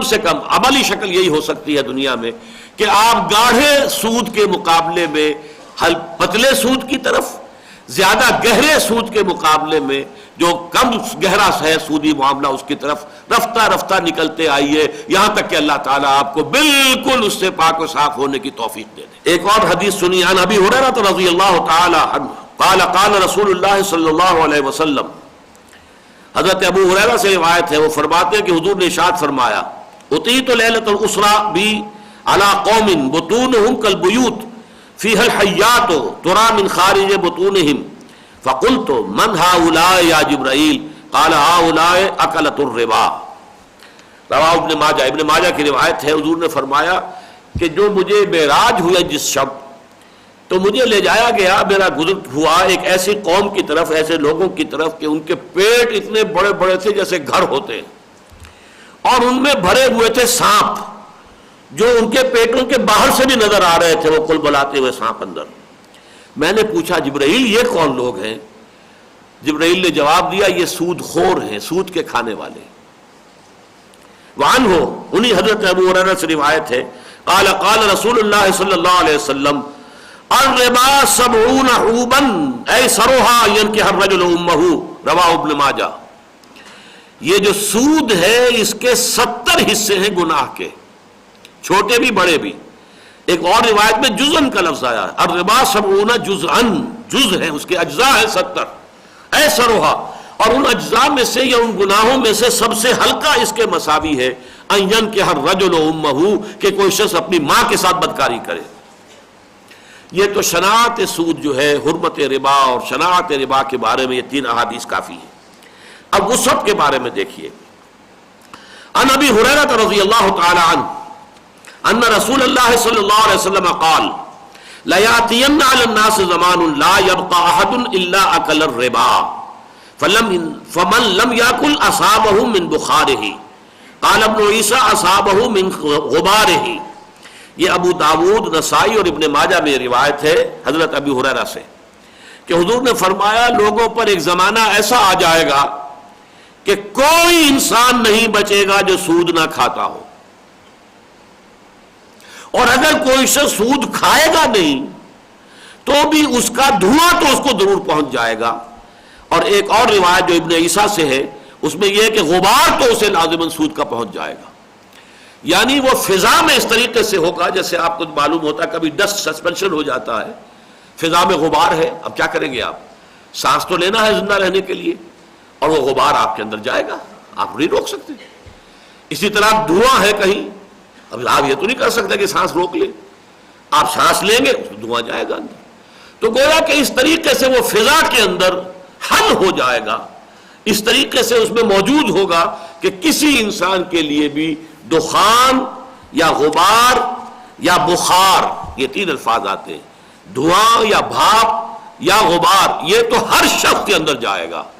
باقی جو شخص براہ راست ملوث ہو اس کے بارے میں تو جو روایت ہے وہ آئی گئی ہے۔ عن مسروق ابن عبداللہ عن النبی صلی اللہ علیہ وسلم، حضرت مسروق سے عن عبداللہ،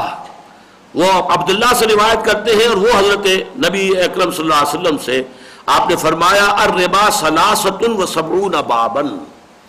سود کے 73 شعبے ہیں، 73 دروازے ہیں۔ یہ اصل میں مسئلہ ہے جس کے بارے میں کہ پھر حضرت عمر نے کہا کہ ہم پر پوری طرح بات واضح نہیں ہو سکی، اس لیے کہ ایک مزارعت کی ایک شکل کے بارے میں بھی حضور نے کہا یہ سود ہے۔ حضرت رافع ابن خدیج کی بڑی مشہور روایت ہے کہ وہ تھے مہاجر، حضور ایک دفعہ کہیں مدینے سے باہر نکلے، دیکھا کہ وہ ایک کھیت میں کام کر رہے ہیں، پوچھا رافع یہ تم کیسے یہاں اس کھیت میں؟ کہنے لگے یہ فلاں انصاری کی زمین ہے، تو میرا ان سے معاہدہ ہوا، محنت میں کروں گا، کاشت میں کروں گا، پھر ہم تقسیم کر لیں گے۔ فرمایا قد اربیتما، نہیں نہیں نہیں نہیں، تم نے یہ سودی معاملہ کیا ہے، رد الارض الی اہلہا، زمین لوٹا دو جو مالک ہیں ان کو، اور اس پہ جو تم نے خرچ کیا ہے، انویسٹ کیا، وہ ان سے وصول کر لو۔ اب اس روایت کو مانتے سب ہیں، سب مانتے ہیں کہ صحیح ہے، لیکن تعویل یہ کی ہے کہ یہ خاص قسم کی مزارعت تھی، اور وہ مزارعت یہ ہوتی تھی کہ ایک کھیتی ہے، اس کے ساتھ جو پانی کی نالیاں چل رہی ہیں، تو جو پیداوار ان نالیوں کے دونوں کناروں کے ساتھ ساتھ ہے وہ تو مالک کی، جو ذرا دور ہے وہ مزارع کی۔ یہ شکل جو ہے اس کو آپ نے کہا سود، میرے نزدیک یہ بالکل غلط ہے، اور اس موضوع پر میں نے کتاب شائع کی تھی، 15-20 سال ہو گئے اب تو اس کو، اب تو مولانا تحسین صاحب کا انتقال بھی ہو گیا رحمہ اللہ، تو ان کی کتاب کو میں سمجھتا ہوں حرف آخر ہے اس موضوع کے اوپر کہ یہ بالکل غلط تعویلیں ہیں۔ مزارعت ربا ہے، اس لیے کہ مزارعت میں یہ مزاربت والی بات ہو ہی نہیں سکتی۔ مزاربت کیا ہے؟ اگر کاروبار میں نقصان ہو گیا تو سارا سرمایہ جو اصل مال رب المال ہے اس کا گیا، اور یہاں یہ کہ فصل برباد ہو گئی تو زمین والے کی زمین تو وہی کی وہی ہے، کچھ بھی نہیں بگڑا اس کا، وہ تو سارا نقصان جو ہے وہ محنت جس نے کی ہے اس کی ہو گئی۔ لہذا مزاربت پر قیاس نہیں کیا جا سکتا، یہ سودی معاملہ ہے، اور اس کو حضور نے قد اربیتما، تم نے سودی معاملہ کیا ہے۔ لیکن بہرحال جیسا کہ میں نے عرض کیا ہے، فقہ کے اندر پھر یہ چیزیں جائز کی گئی ہیں۔ جب دور ملوکیت آ گیا، اور ملوکیت کے پنجے پاؤں ہوتے ہیں جاگیردار، جاگیرداروں پر 30,000 منصبدار، 20,000 منصبدار، 5,000، 10,000، انہی کے اوپر بادشاہ بیٹھا ہوا تھا۔ لہذا یہ جاگیرداری جو ہے در حقیقت یہ پاؤں ہے، جیسے کنسلا چل رہا ہو اور اس کے آپ کو معلوم ہے سینکڑوں پاؤں ہیں، اسی طرح جو ہے بادشاہ کے یہ پاؤں ہے جاگیردار، اور جاگیردار کے پاس جاگیر اتنی بڑی ہے وہ خود کاش کیسے کرے گا؟ کر ہی نہیں سکتا، مزارعت اس کے لیے لازم ہے۔ لہذا اس کو جواز کا فتویٰ دیا قاضی ابو یوسف اور امام محمد رحمہم اللہ دونوں نے، جبکہ قاضی ابو یوسف نے قاضی القضات ہونے کا منصب قبول کر لیا، جبکہ ان کے استاذ امام اعظم امام ابو حنیفہ کا فتویٰ یہ ہے کہ ہر نوع کی مزارعت حرام مطلق ہے، اور انہوں نے قاضی القضات بننے کی آفر قبول نہیں کی تھی۔ بہرحال یہ ایک علیحدہ بحث ہے لیکن میں اسی لیے عرض کر رہا ہوں کہ سود کس درجے بیع و شرع کے اندر آ جاتا ہے. اب آج جو ہے قسطوں کے اوپر مال جو ہے زیادہ قیمت کے اوپر، اور بالکل فتویٰ ہے یہ علماء کا جائز ہے، اور اسی کے حوالے سے اسلامی بینکنگ کا نظام چل رہا ہے. اب وہ در حقیقت اسی میں جو سود کو ایک جواز کا فتویٰ دیا گیا ہے، اسی کے حوالے سے یہ ساری شکلیں جو ہے، یہ مارک اپ ہے اور یہ لیزنگ ہے اور یہ مضاربہ وغیرہ جس جو نام سے ہو رہے ہیں، وہ حقیقت میں وہ بالکل سود سے خالی نہیں ہے، بلکہ سود کا عنصر شامل ہے. لیکن یہ سود کا وہ عنصر ہے جو فقہی طور پر جائز ہے. تو سود کے بھی دو حصے ہو گئے، ایک وہ جو فقہی طور پر جائز کر لیا گیا، اور ایک وہ کہ جو ان کے نزدیک بھی حرام ہے. تو میں صرف یہ کہا کرتا ہوں کہ اگر ان علماء کی رائے پر مبنی بھی کوئی نظام بنے تو ایک حصہ تو سود کا ختم ہو جائے گا نا کم سے کم. البتہ کامل خاتمہ جو ہے وہ ٹوٹل ریولوشن کے بغیر ممکن نہیں ہے. ٹوٹل ریولوشن، جبکہ ہر شے جو ہے پوری کی پوری عمارت ادھیڑ کر دوبارہ بنائی جاتی ہے. گفت رومی ہر بنائے کونا کا آبادہ کلند، تو نہ دانی اولا اور تعمیر را ویرا کلند. یہ سارا جاگیردارانہ نظام، یہ سارا زمینداری کا نظام، یہ سارے نظام تلپٹ ہوں گے تب کہیں جا کر سود کا خاتمہ ہوگا. یہ تلپٹ کے لفظ سے مجھے علامہ اقبال کے دو شعر اور یاد آ گئے، بڑے پیارے شعر ہیں. یہ مجھے پچھلے ہی سال میرے علم میں آئے ہیں.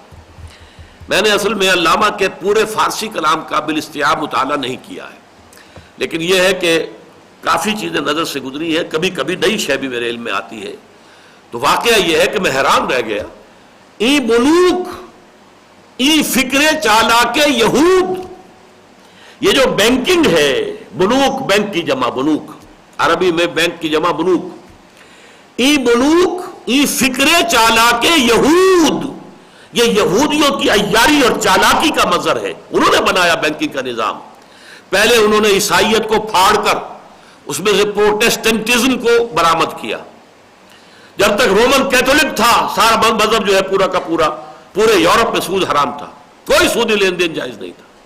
لیکن پروٹیسٹنٹ مذہب جب پیدا ہو گیا، اور یہ یہود کا خود کاشتہ پودا ہے، جیسے ہمارے ہاں رفس جو ہے روافظ، یہ بھی ایک یہودی کا خود کاشتہ پودا ہے. یہ عبداللہ ابن سبا کا بیج ڈالا ہوا ہے کہ جس نے آج تک یہ شکل ہمارے ہاں پیدا کی ہوئی. اسی طرح پروٹیسٹنٹزم جو ہے وہ بھی یہود کا پیدا کردہ ہے، اور ان سے اجازت لی ہے، اور اس کے ذریعے سے پھر یورپ میں اپنا بینکنگ نظام، house of Rothschilds, house of Goldsmiths, یہ وہ لوگ تھے کہ جو کنٹرول کر رہے تھے یورپ کے تمام ممالک کو. فرنگ کی رگے جہاں پنجے یہود میں ہے، علامہ اقبال اس کا مشاہدہ کر کے آئے تھے. اور آج فرنگ کا سردار جو امریکہ، اس کی رگے جہاں پنجے یہود میں ہے. لیکن یہ کہ یہ ای بنوک ای فکر چالاک یہود، نور حق از سینہ آدم ربود، آدمی کے سینے سے حق کا نور یعنی وہ روح، نفخت فیہ من روحی، اس کو اس نے سلب کر لیا ہے، زائل کر دیا ہے. تہو بالا نہ گرددی نظام، جب تک یہ نظام بینکوں کا نظام تہو بالا نہیں ہوتا، تلپٹ نہیں ہوتا. دانش و تہذیب و دین سودائے خام، اس وقت تک تمہارا خیال کرنا کہ دانش اور عقل مندی اور دانش اور کوئی تہذیب، اچھی تہذیب، صالح تہذیب اور دین، اس کا کوئی نظام قائم ہو سکتا ہے؟ یہ سودائے خام ہے، خام خیالی ہے. تو یہ تو میں نے عرض کیا کہ اصل میں تو سود کا جو ہوگا انسداد اس وقت ہوگا جب ٹوٹل ریولوشن آئے، تلپٹ ہو نظام پورا کا پورا، فک و کل نظام جسے کہا ہے شاہ ولی اللہ دہلوی نے. اب یہ آخری حدیث سن لیجئے، وقت بھی ختم ہو رہا ہے. عن عمر بن الخطاب رضی اللہ عنہ، یہ اصل میں اثر ہے. ایک ہوتی ہے خبر، حضور کا فرمان یا حضور کا فعل یا حضور کی تقریر، اسے ہم کہتے ہیں خبر. صحابی کا قول، صحابی کا فعل، صحابی کی تقریر، یہ کہلاتا ہے اثر. اور اخبار اور آثار کو جمع کر کے حدیث کہتے ہیں. حدیث میں اخبار بھی ہے، آثار بھی ہے. صحابی کا قول بھی حدیث شمار ہوتا ہے، اگرچہ وہ حدیث نبی نہیں ہے، صحابی کا قول ہے، لیکن وہ حدیث اس لیے کہ گمان غالب یہ ہے کہ وہ اپنی طرف سے نہیں کہہ رہے، حضور سے سن کر ہی کہہ رہے ہوں گے. تو عن عمر بن الخطاب رضی اللہ عنہ، حضرت عمر سے مروی ہے، انہوں نے فرمایا ان آخر ما نزلت آیت الربا، بالکل آخر میں جو نازل ہوئی ہیں آیتیں وہ آیت الربا ہے. وان رسول اللہ صلی اللہ علیہ وسلم قبض، اور یہ کہ اللہ کے رسول صلی اللہ علیہ وسلم کی رحلت ہو گئی آپ کی روح قبض کر لی گئی، آپ کا انتقال ہو گیا، وَلَمْ يُفَسِّرْهَا لَنَا، اور آپ نے اس کی پوری تفسیر ہمارے لیے ابھی نہیں کی تھی. یعنی کن کن چیزوں میں سود ہے. ایک تو براہ راست جو سود معروف تھا وہ تو سب کو معلوم ہو گیا کہ سود حرام ہے، لیکن یہ سود تو وہ لعنت ہے جو پرمیٹ کرتی ہے کاروبار میں، مختلف اور معاملات میں، بیع و شرع میں کیا کیا شکلیں اختیار کرتی ہے. تو اس کے بارے میں ابھی تک پورا علم حضور نے ہمیں نہیں دیا تھا، لہذا اس سے جو نتیجہ نکالا ہے بہت عمدہ بات ہے. فَدَعُوا الرِّبَا وَالرِّبَا، تو دیکھو یا مسلمانوں، جس چیز کا ربا ہونا تمہیں معلوم ہو جائے اسے تو چھوڑنا ہی ہے، جس کے بارے میں شک بھی ہو جائے کہ یہ سود ہو سکتا ہے اسے بھی چھوڑ دو. یہ نتیجہ ہونا چاہیے اس کا. جبکہ اس کے برعکس لوگ یہ کر رہے ہیں کہ جہاں شبہ ہے شبہ والی بات کو جائز قرار دے رہے. نہیں، فَدَعُوا الرِّبَا وَالرِّبَا، جہاں پر کہ ربا ہونا بالکل واضح ہو اسے تو چھوڑنا ہی ہے، جہاں شائبہ شک بھی ہو کہ یہ ربا ہو سکتا ہے اس سے بھی باز آ جاؤ. اللہ تعالی ہمیں اس لعنت میں براہ راست ملوث ہونے سے تو اپنی حفاظت میں رکھے، اور بالواسطہ معاملے میں بھی ہمیں توفیق دے کے رفتہ رفتہ کم سے کم تر اس کی طرف ہم بڑھتے چلے جائیں تاکہ اس سے اپنے دامن کو پاک کر لیں، سوائے اس غبار کے یا دخان کے یا جو بھی اس کا ہمارے اندر جا رہا ہے بغیر ہماری کسی ارادے کے، بغیر ہماری کسی ایکٹیو انوالومنٹ کے. اللہ تعالیٰ اس کو معاف فرمانے والا ہے، اور اس کی معافی کفارہ کیا ہے؟ اللہ کے دین کے لیے جد و جہد کریں گے تو وہ جد و جہد در حقیقت اس کا کفارہ بن جائے گا. بارک اللہ لی ولکم فی القرآن العظیم ونفعنی وإیاکم بالآیات والذکر الحکیم.